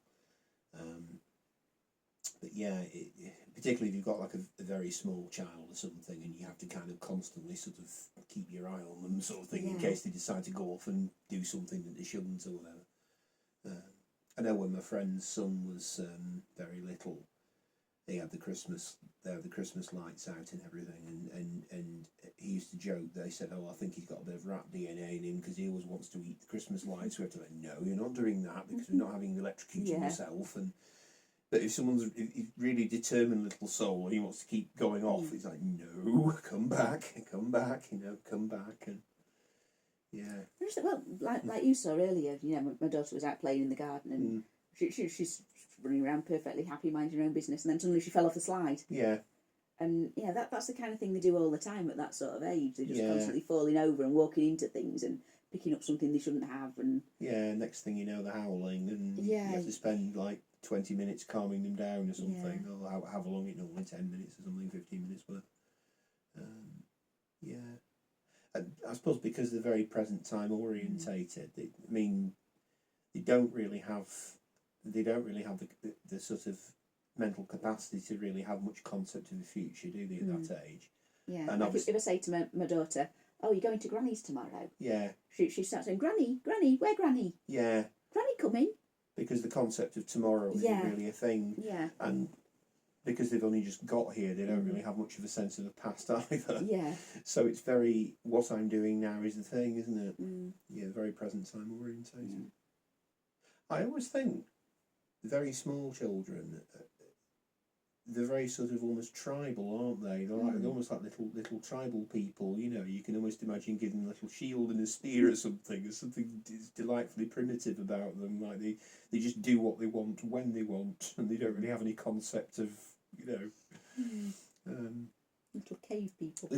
Sort of like that. Yeah. Like it's almost like because they haven't kind of been socialised into lots of stuff. They don't understand how machines work or anything like that. Yeah, and they just go off and do their thing, and bash some rocks together. If they feel like doing something, they just go off and do it. You know, regardless of whether it's a good idea do or a not. poo on the floor. Yeah, that sort of thing. You've had that, I take it. Yes, we've had poos on the floor. We've had a few poos on the floor. Oh no. Because my daughter's quite well into potty training at the moment. She's not really reliable or anything, but we don't get poos on the floor. Good. Yeah. That's good. Yeah, no poos on the floor. No. Remember when my son was very small, once we started the potty training process, and he actually did one on the floor, and then before I could get to him to, you know, put his hands away, he picked it up and squidged it. Oh no! Oh no! Oh God! Oh. Oh dear! things poor parents have to put up with. Oh, that's horrendous. Oh no. I'd be like, oh. Oh God. Yeah. Just trying. Oh yeah, that was it. One of my friends posted something on Facebook not so long ago, and it was on about his son had come home from school, and he'd said to him, "Why do we have money?" Mm. So he'd basically gone through this like explanation, obviously like trying to sort of something on the level he'd understand, but he was explaining. He's quite a bright kid, so he was explaining like about how, you know, earlier before the invention of money, you know, we had like a system of barter and exchange, and it's a lot more easy and convenient to have coins as tokens. Yeah, you know, everything's got a set value. everything has a set value, so it makes it so you know, if you go to the marketplace to buy something, it's easier to have coins with you than it is to literally carry sheep and exchange them and stuff. And so he went through this great long thing of how like money is just like a promissory note. It's just like an IOU and all this sort of stuff and blah blah blah blah blah. And he did this 5-minute explanation, and his son looked completely nonplussed by this. And then he said to him, "That's not what I asked." And he said, "Well, it is. You've just said, why do we have money? Why do we have mummies?" As in Egyptian mummies. Oh, I thought you meant like parents. No. Why do we have mummies? We don't have mummies. Yeah, because they've been doing it at school. Why do we have mummies? So this 5-minute explanation he'd done about like the trade system and, you know, like the invention of coinage and all that kind of. He was just like met with complete like, "What are you telling me this for, you fool? That's not why I asked."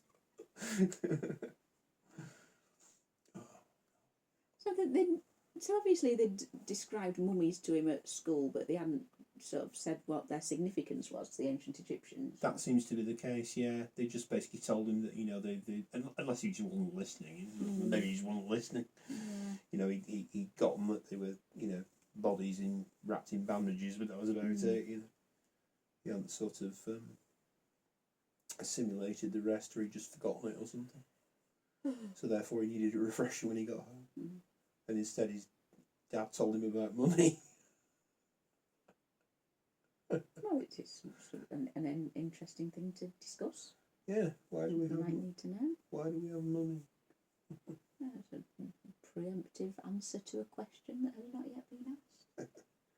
So you'll become obsessed with this in a few years' time, when you're wanting to go out and party. When you're going to use this. Yeah, when you go out and party down. People don't say that, do they? Party down. I don't know. I don't think I've actually heard it, but then it's not a conversation I often have. Boogie on down, they say that, don't they? Do they? Yeah, I don't know, probably not.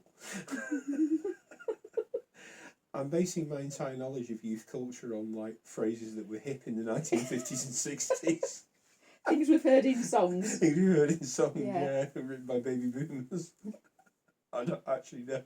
Yeah, neither of us listened to any music for like the last 20 years. Yeah, I've I've no idea what happened in like youth clubs and stuff because I never went to one. There weren't any, so I don't know. I was a member of an amateur dramatics group for a while, but didn't have any real knowledge of anything else. Yeah.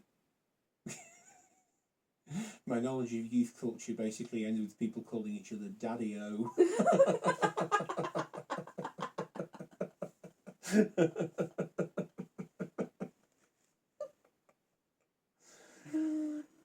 Down with the kids, me. So some kids, anyway. Yeah, some kids. As long as the kids are in their 80s.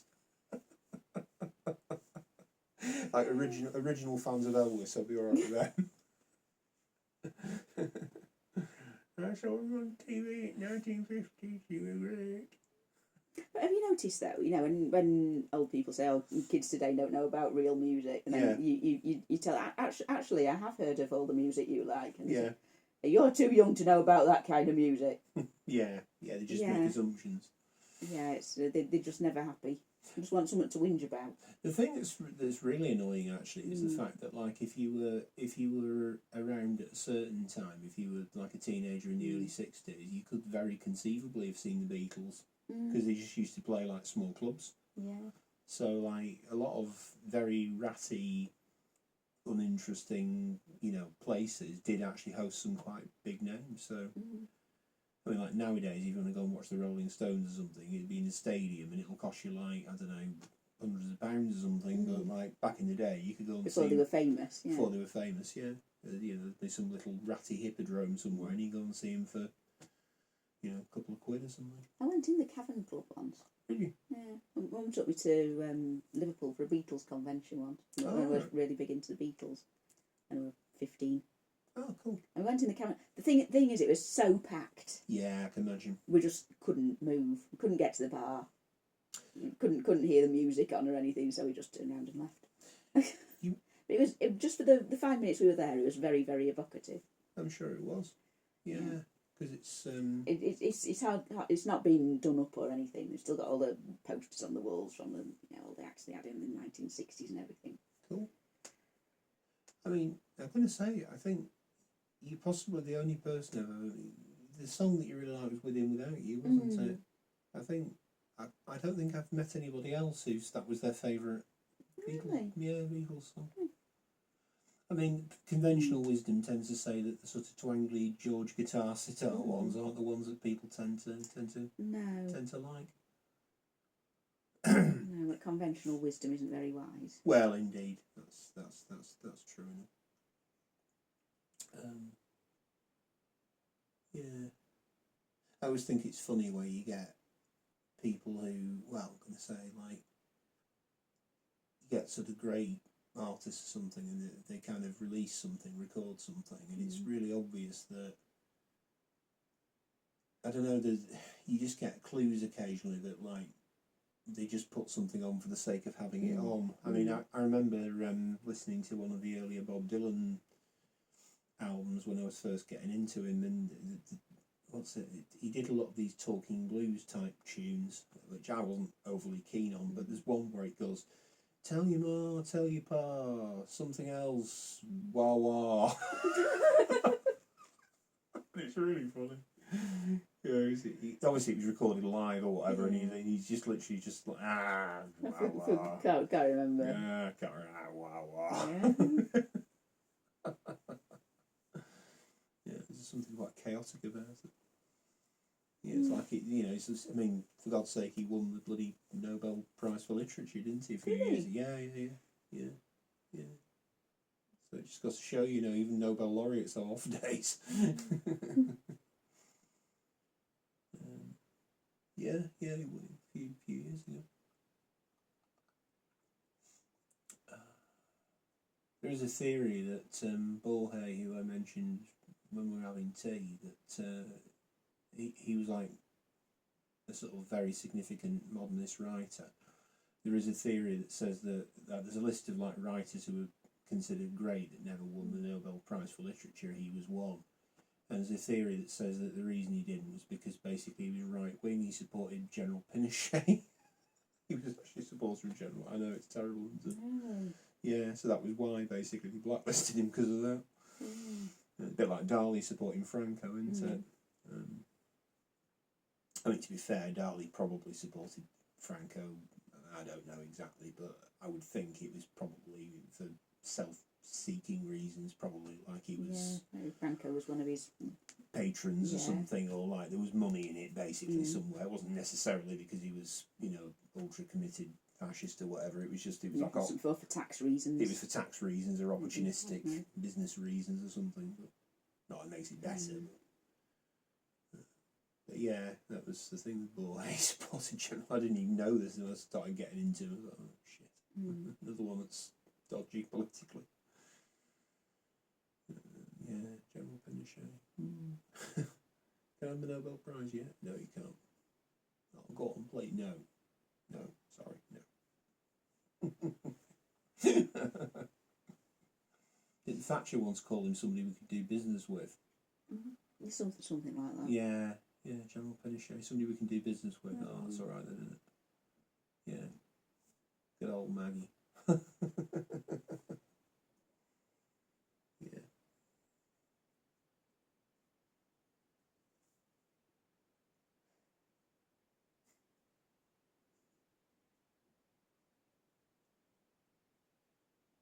Probably should call it a night. Do you think? For the 5th time. Yeah, I know. Neither is very good at following through on it. No, I'm kind of falling to sleep as I sit here. I'm that stimulated. Every time I blink, I just oh. Oh dear. I can always tell when I'm struggling because my cheeks start turning red and I just start giggling at stuff, which has already happened. Start giggling at things.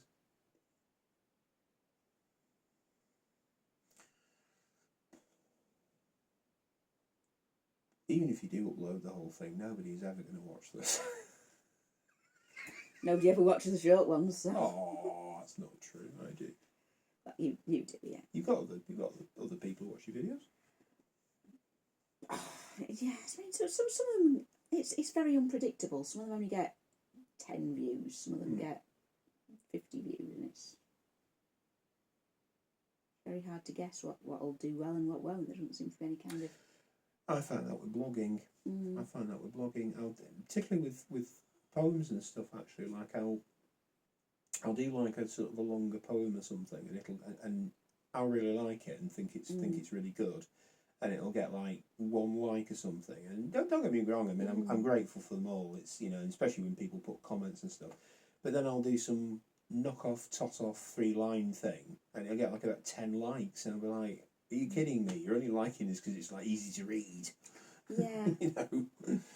Yeah, I think things that are very long and very dense, they require people to put some effort into it, don't they? They do, in fairness. I read a book once actually about why, popular culture is kind of generally very lowbrow, manufactured rubbish. And it was saying that it's more profitable to make anything than nothing. Yeah.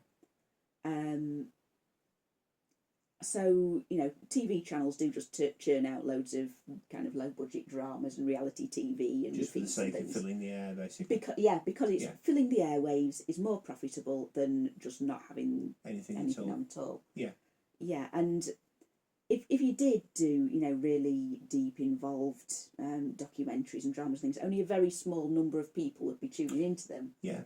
Because most people, when they look at the telly, they're wanting a bit of something to pass the time between coming home from work and going to bed. Yeah. They don't want to be challenged. They don't want to be educated. Yeah. They don't want to have to use the brains. Yeah. They don't want something that's going to sort of make them think. Yes. They just want some entertainment poured into their eyeballs to pass the time. Yeah, it makes sense. So, that's why there is so much rubbish on telly. Yeah, because it proliferates for that reason. It fills. Yeah, it makes total sense. Yeah, and I suppose there's a sort of commercial aspect to it as well, of course, because things like reality TV and so forth tend to be cheap to make. Yeah. So from the point of view of, if you had, I mean, it's a little bit also like commissioning new things. Like, for example, if you had the rights to, say, use some character that's been on TV before, that's been popular. I don't mean like Spider-Man necessarily or something, but like some detective or something, and you've got the option of writing all new characters or just doing another series of this. You're going to take that option, aren't you? 9 times Because it's already successful. Because it's already successful. So in that sort of sense, it makes sense. I think it's quite interesting if you. I've only seen like a few clips of these sort of things, but like in the sort of 1970s, that they would actually have these kind of like public intellectual types. Like they'd have like Carl Sagan on, or they'd have like Isaac Asimov or something like that, or a younger Jim Greer or something, and they'd be talking about like big topics like the future of mankind, or the space race or something, and they'd be there in these black turtleneck jumpers, smoking pipes and talking very seriously about. But it's fascinating because it's a forgotten world, because even if, I mean, it's not that there aren't people like that wouldn't be able to have those kind of conversations. It's just that there isn't a market for it Yeah. to make it anymore. It's not that there aren't still professors, or there aren't still academics, or there aren't still good filmmakers or documentary makers. It's just that format of having them in sort of mastermind style chairs, chatting with each other over coffee. Nobody would watch it, would they? I mean, I would, but you know what I mean. Not enough people would watch it. Yeah. That's the problem. It's like,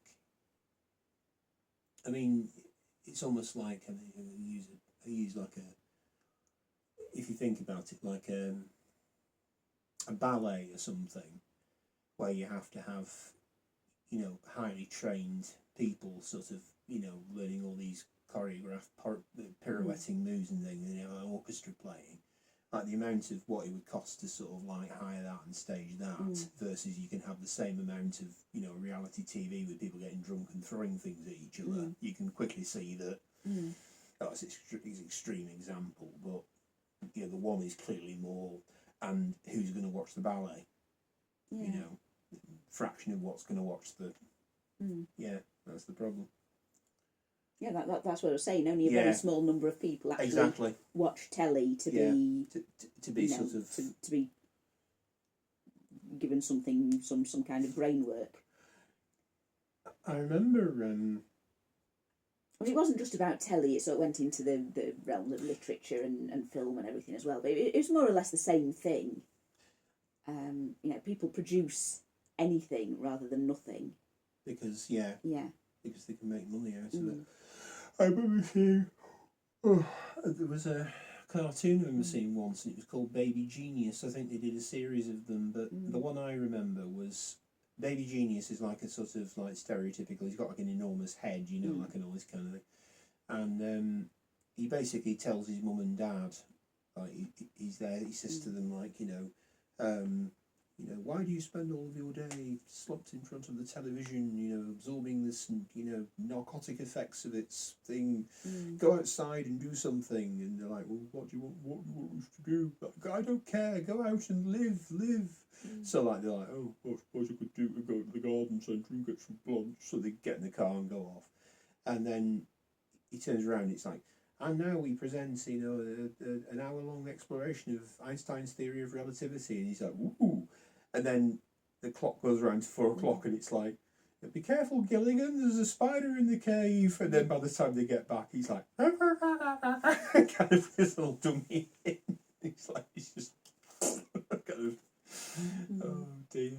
Yeah, so I saw a cartoon once. There's a picture of a family sitting in front of the telly. And there was, the presenter was on with loads of poo coming out of his mouth. And there was a couple sitting on the sofa who had, toilets for heads. Yes. And a little baby on the floor with a potty for a head.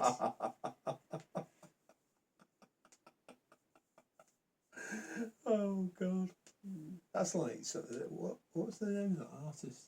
Is it quite satirical? James Ensor, he used to do stuff like that in the 19th century. He'd have, like, these satirical cartoons where he'd have like the king with his pants down, like defecating over like the judges, and they'd be doing the same over the lords, and then the lords would be defecating over the peasants, and there'd be like this massive crap everywhere basically. They liked a lot of bums and poos in the Regency period, didn't they? Yeah, and like the peasants are sort of depicted as being absurdly grateful for the fact that they're, oh, thank you, sir, thank you for pooing on us, sir, thank you very much.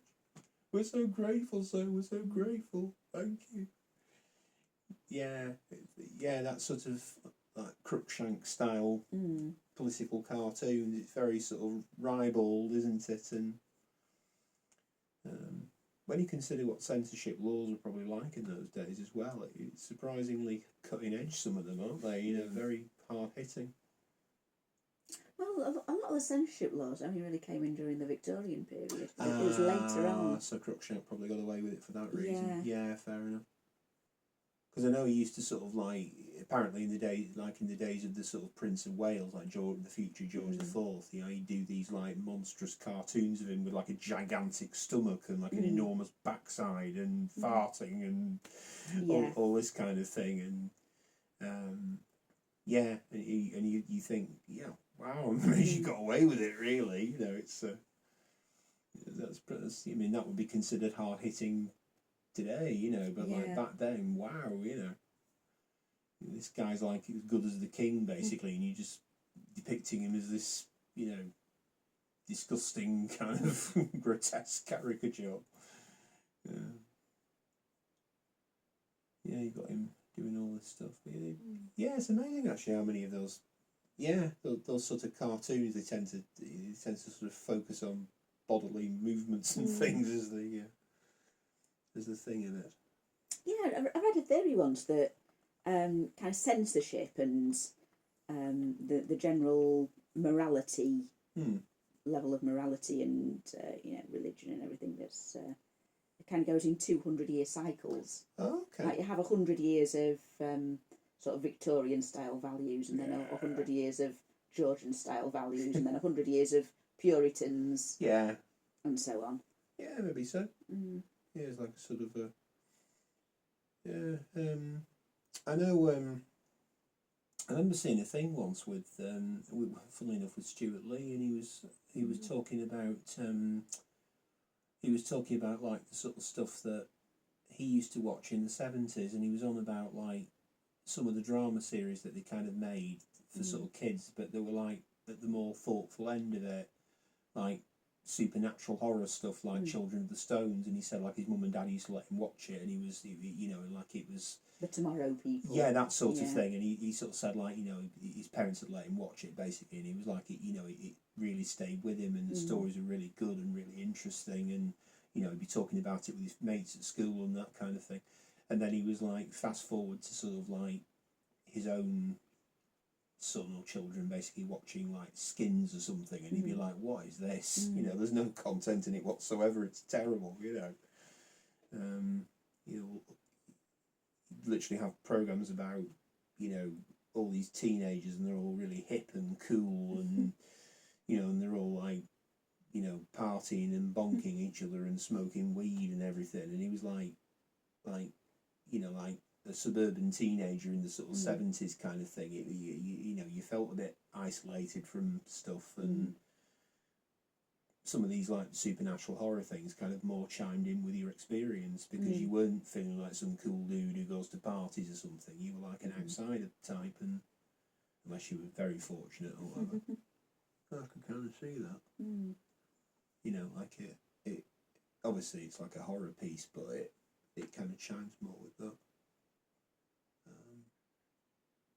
I don't know about you, but I mean, now I'm old and past it, and probably even less so. But even when I was at the age where I allegedly wasn't old and past it, I never felt cool. No, I was born age 50. Yeah, same here. So you know, I never, in a sense, becoming old and past it doesn't really matter so much, does it? Because you know, it was never really cool to begin with, so it's all right, you know. Yeah. But yeah, he was. I thought it was quite an interesting sort of thing he was saying. Yeah, me and my mum used to laugh at Ab Fab when she was having a midlife crisis. Oh, yeah. I used to like that in the 90s. I used to like watching that. Yeah. Actually, it's funnily enough, the character that I kind of appreciate more as an adult. Oh, it's us. Was, what was it? Bubble. Yeah. Particularly like where you have this, what's that scene where they Bubble, what do you do, sweetie? What's your job? What's my what? Oh, I don't rightly know. Get paid. As an adult, I think that's funnier than when you watch it as a teenager. Like she's working in this like fashion magazine or something, and she's obviously got a fairly cushy job kind of thing, and she just has no concept of what she's just sort of there. She's just there. She just turns up and stuff, and probably is paid quite handsomely for doing it. And, you know, yeah, but not really sure as to how she ended up there. Just wandered in. Yeah. I was once told by someone that reminded him of Bubble from Ab Fab. Really? Yeah. Oh, I don't see that. Yeah, no, I don't see that at all.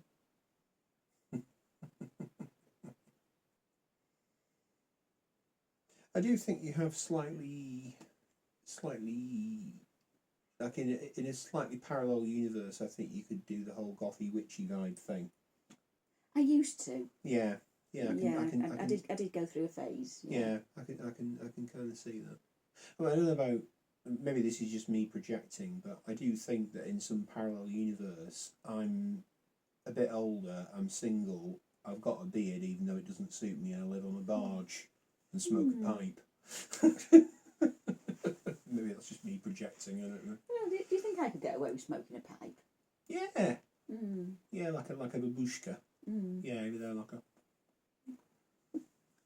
You know, like periodically where they'll do, obviously they can never be certain, but you know, like when you do these news stories about like the oldest known person has died, right, and it'll be like some peasant lady from China and Russia or something. It's usually Russia or China and Japan. Or Japan. So they'll go to this village where it's usually she, isn't it, lives, and she'll be there like with this pipe smoking this like with whiskers on her chin and looking smoking and just looks incredibly disgruntled and not all. Damn you for keeping me alive.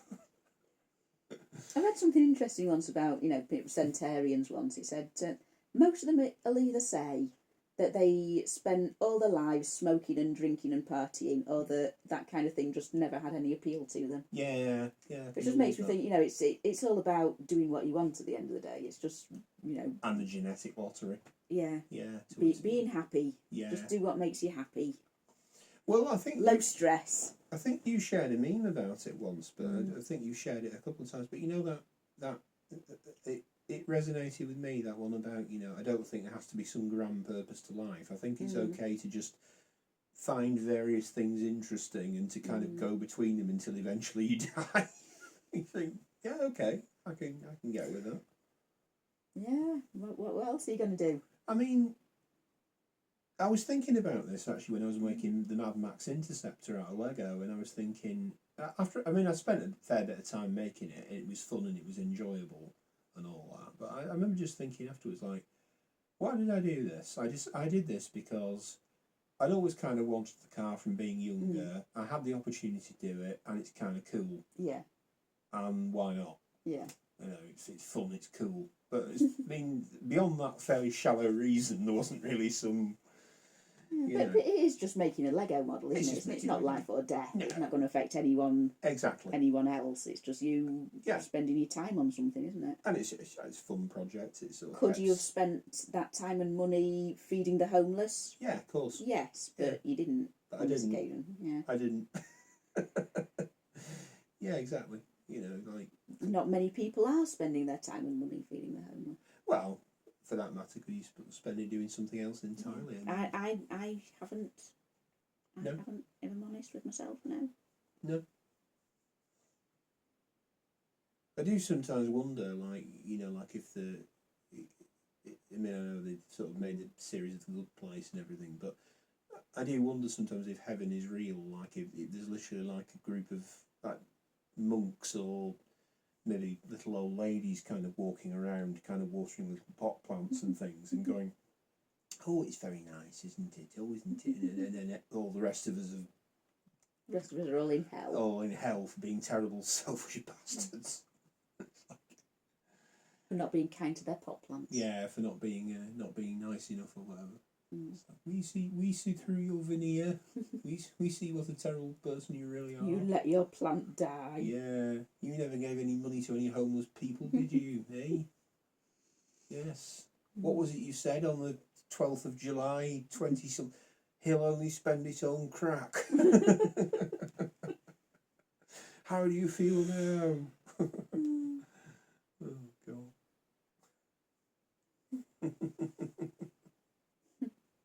I do remember seeing this cartoon once, and it was like sort of, the undeserving poor seen through the eyes of the 18th century, and they had a series of cartoons, and they had this person in like a pillory basically, and like obviously there's like tomatoes everywhere and everything, and this judge was like, What about you, you idle little swine? Have you tried looking for a job recently? No, Your Honour, I've been stuck in... Shut up! I haven't had time, Your Honour, I've been stuck in... Now, shut up! No excuse. We've got a job as target practice. Yes. I've been spending my time amusing the good folk of the town with my performance. Go. We're going to fall asleep, aren't we? Highly likely. These things happen. How awake do I look? About a 5 out of 10. Oh, okay, I'm surprised I managed that. Yeah, you've still got your eyes open. That helps. That's a few points. That has a few awake points. Curse the human need for food and sleep. I know. Life would be a lot simpler if you could just do without, wouldn't it? If it's like a Minecraft world where you can do it if you want, but you don't have to. Well, I've often thought, like, it would be a much simpler world if either we could literally photosynthesize, or if we just had sort of pills that we could just take that would just, nutrients and things. Well, you can get vitamin pills. Well, yeah, true. But I like cooking as much as anybody, but And you can get pills that make you lose all desire to sleep. yes, Or so I'm told. Yeah, I'm sure I read a J.G. Ballard story about something about the lack of need for sleep. They have to do an experiment or something, but predictably it all goes wrong. Experiments always go wrong, don't they? Otherwise, it's not a story. Don't do an experiment, it will go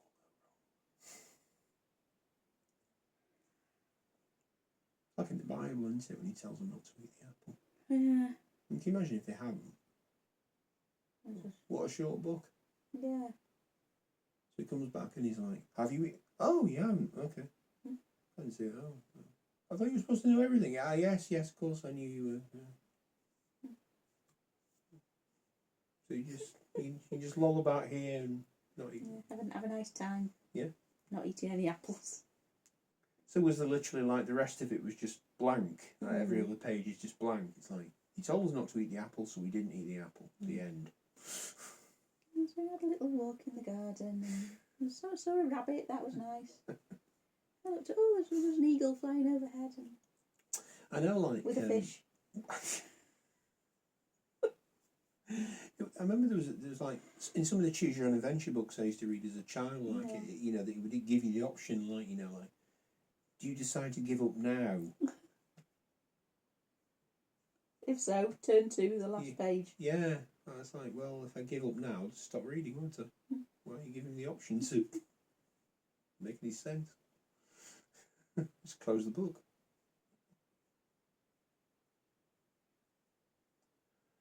Oh God, I think definitely gonna have to call this. Yeah, I know. You've said that about 5 times now. I know. I'm amazed by your fortitude.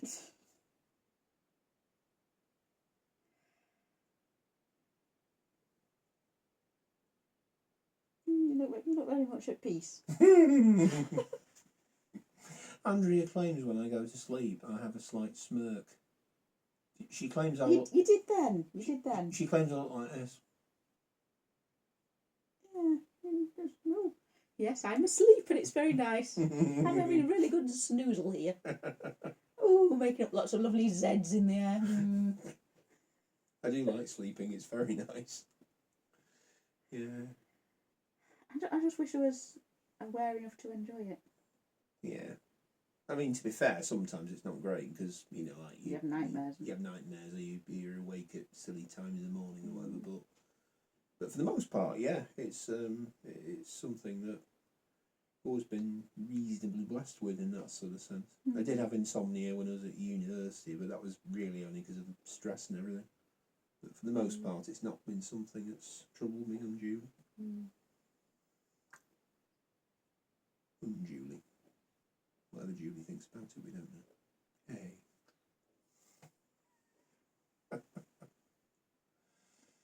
No, not like Julie at all. No.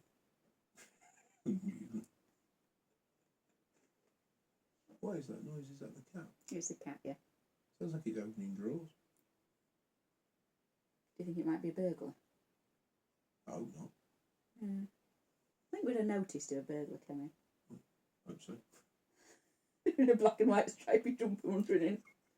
With a mask Don't mind me. and a sack saying swag on it. And then when he runs out the house, he goes...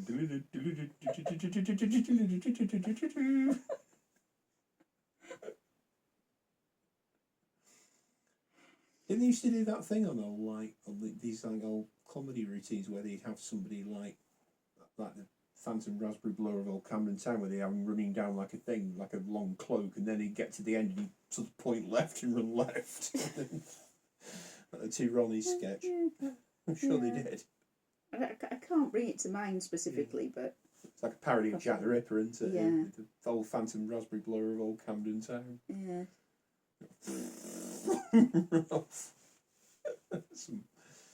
some like very prissy looking Victorian woman going, "Oh, raspberry blower the Phantom."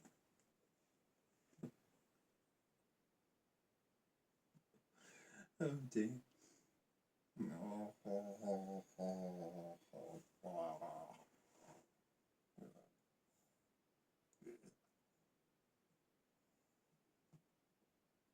There's no way anybody's ever going to watch all of this.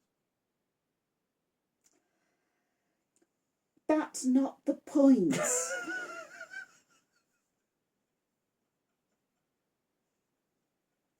We're documenting how two autistic people communicate. It's art. It's art. It's like Andy Warhol putting his camera on top of the Empire State Building. Yeah. That's what it is, man. Man.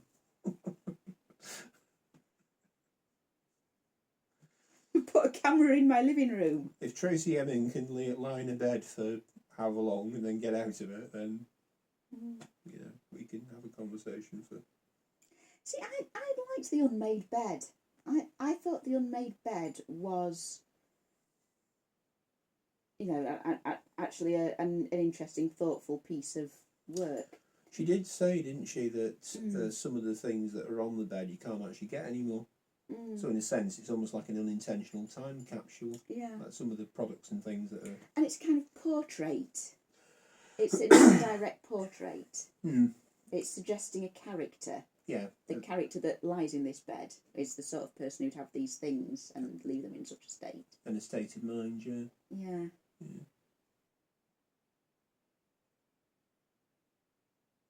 She even had the tights on it, didn't she? I'm sure she had some tights on it. Possibly. Yeah. Tampons and all sorts. Mm. But yeah, I remember saying that, like some of the stuff you can't actually get anymore, so it's almost like an unintentional time capsule. Mm.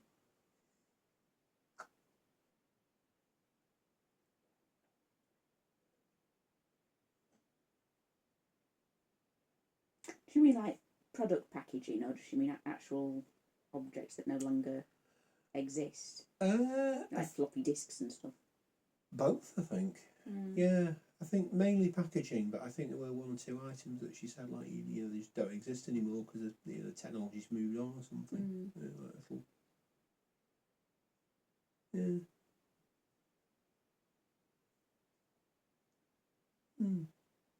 But then,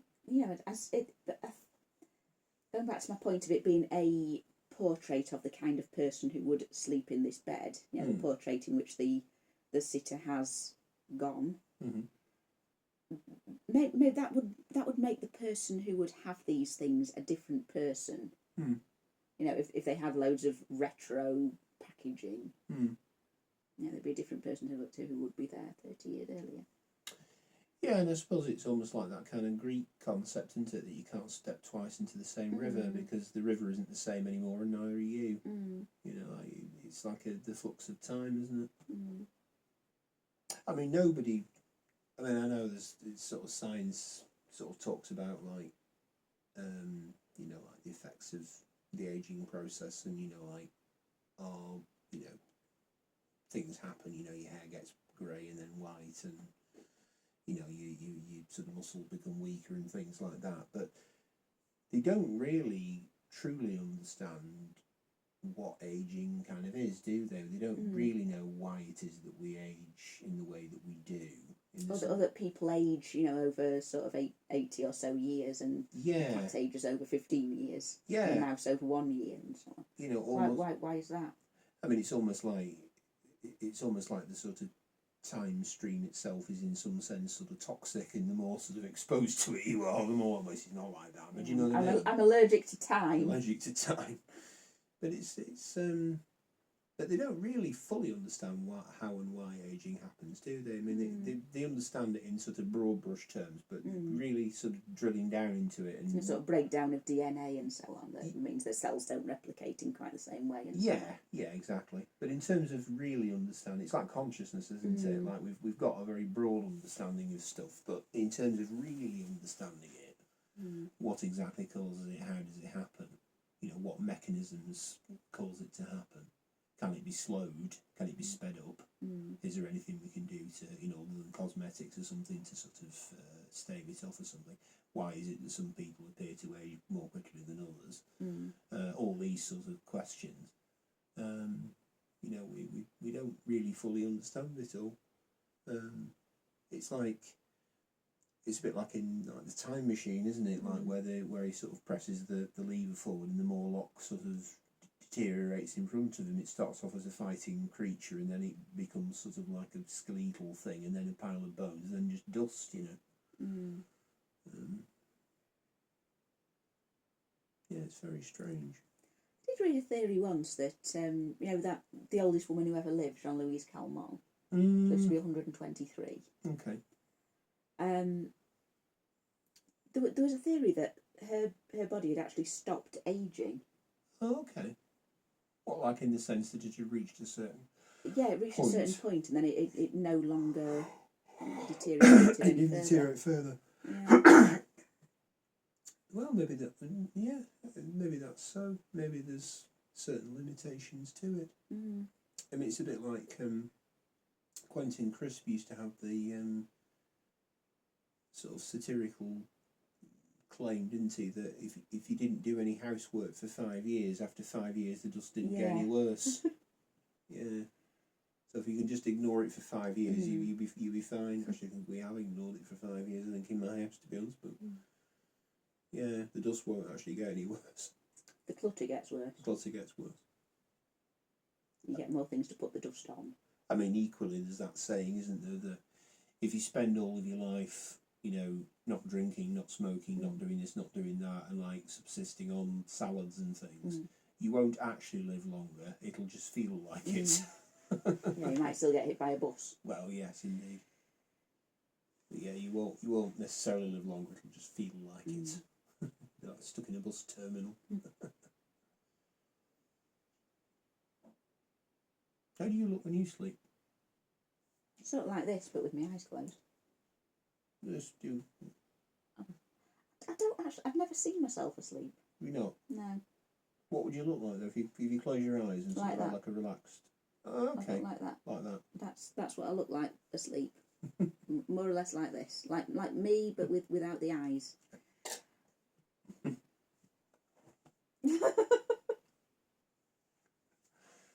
Andrea always claims I have a smirk.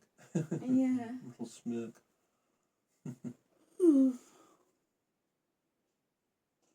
The number of times I've pretended to be asleep and she's come in and has been like, you're not asleep, and I'll wait like a minute and then I'll go stick my tongue out.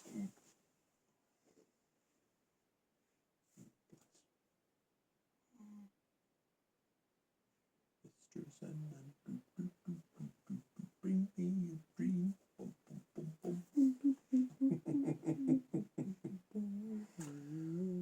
That's a good song.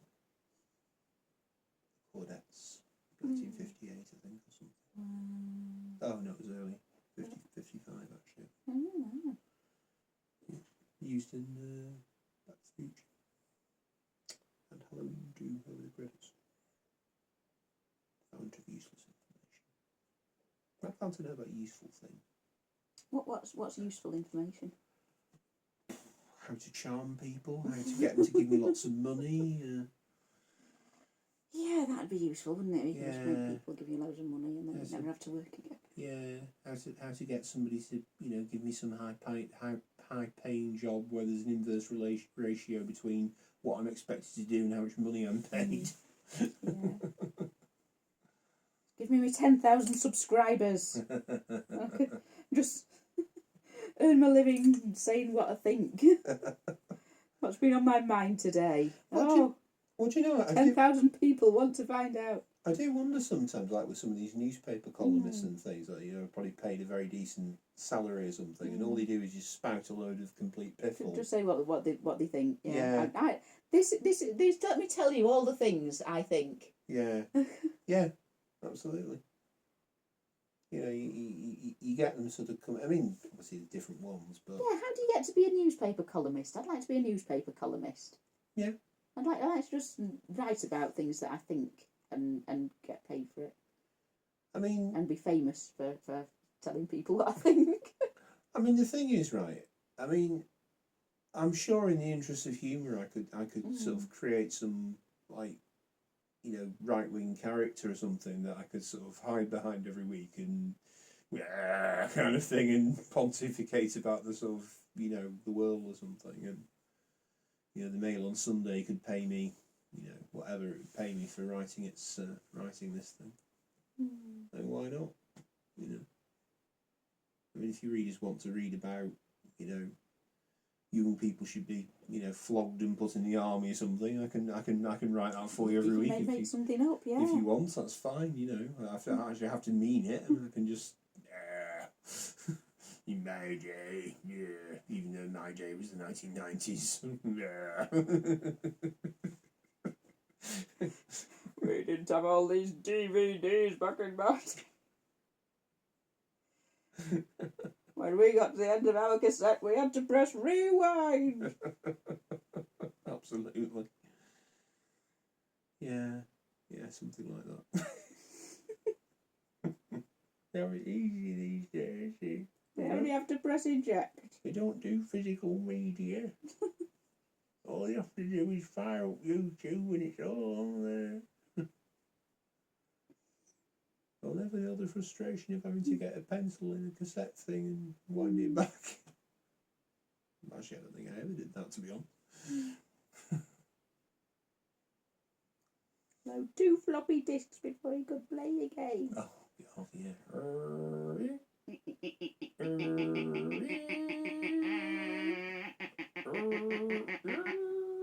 Yeah.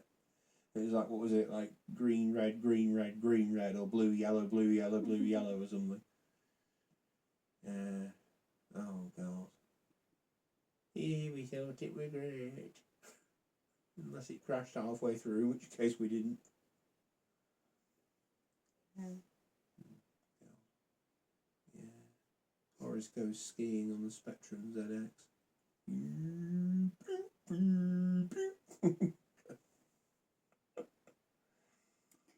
Put your tape in. Yeah. Go and have your dinner. Have a Yeah. bath. Watch Yeah. a bit of telly. See Yeah. if it's ready. See if it's ready. No, it's like that with the PlayStation 4. Mm. When they start uploading updates, it can be sat there half an hour. I can imagine, actually. So in a funny Yeah. sort of way, it almost kind of comes Mm. back full circle. But then again, it's only like what Microsoft does, isn't it? I mean, they rush release something and then it needs software patches and stuff because, whatever. They've not, because of the release times or whatever they've got, they couldn't possibly iron out all of the problems in the time or something, so you have to rush release them. I don't know how it works. No, well, only a very vague idea how it works.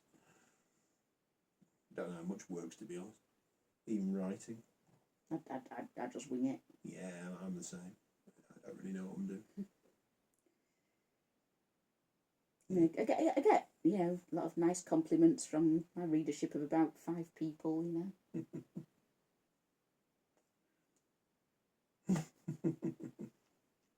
Well, you're very good. You're very kind. You're very good.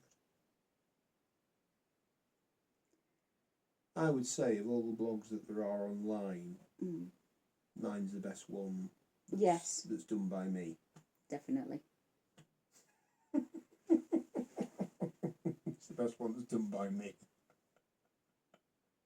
What, you mean there isn't another one also done by me that isn't better? No, it's the best one. Definitely, yeah. I can't say fairer than that. It's like that old joke, isn't it? Of all the people in the world, You're one of them. I am one of them, and I am the best person at being me. Yes. I have managed being me better than anyone else. Sometimes I'm like this, sometimes I'm like that, but I'm always me. Yes. Except when I'm not. Except when I'm not. Ooh, bloody hell. That made me jump. Oh. Oh, bless. Oh. He seems quite affectionate. Yeah, he's not usually this friendly with strangers. He must remember you from last time. Yeah, he must do. No, we don't want to look at your bum. If First, anybody's still watching after 4 hours, they don't want to look at your bum. is it 4 hours? It's getting it that way, yeah. It's 3 minutes 59, 27, 28, 29. Oh, bloody hell. Do you think that's getting a bit much? Yeah, I think so. You ought to put it off. I think so. Well, thanks for watching. If you've made it this far, If you have, we salute you. yes, We doubly salute you. with our thumbs and this cat's bum, yes. Yeah. Yeah. Please don't be put off of watching future videos. They will be less long than this one. Yes. We I collectively can't promise there won't be any more cat's bums. Yeah. Yes. Good night. Good night. We hope we've entertained you. It's now 2:10.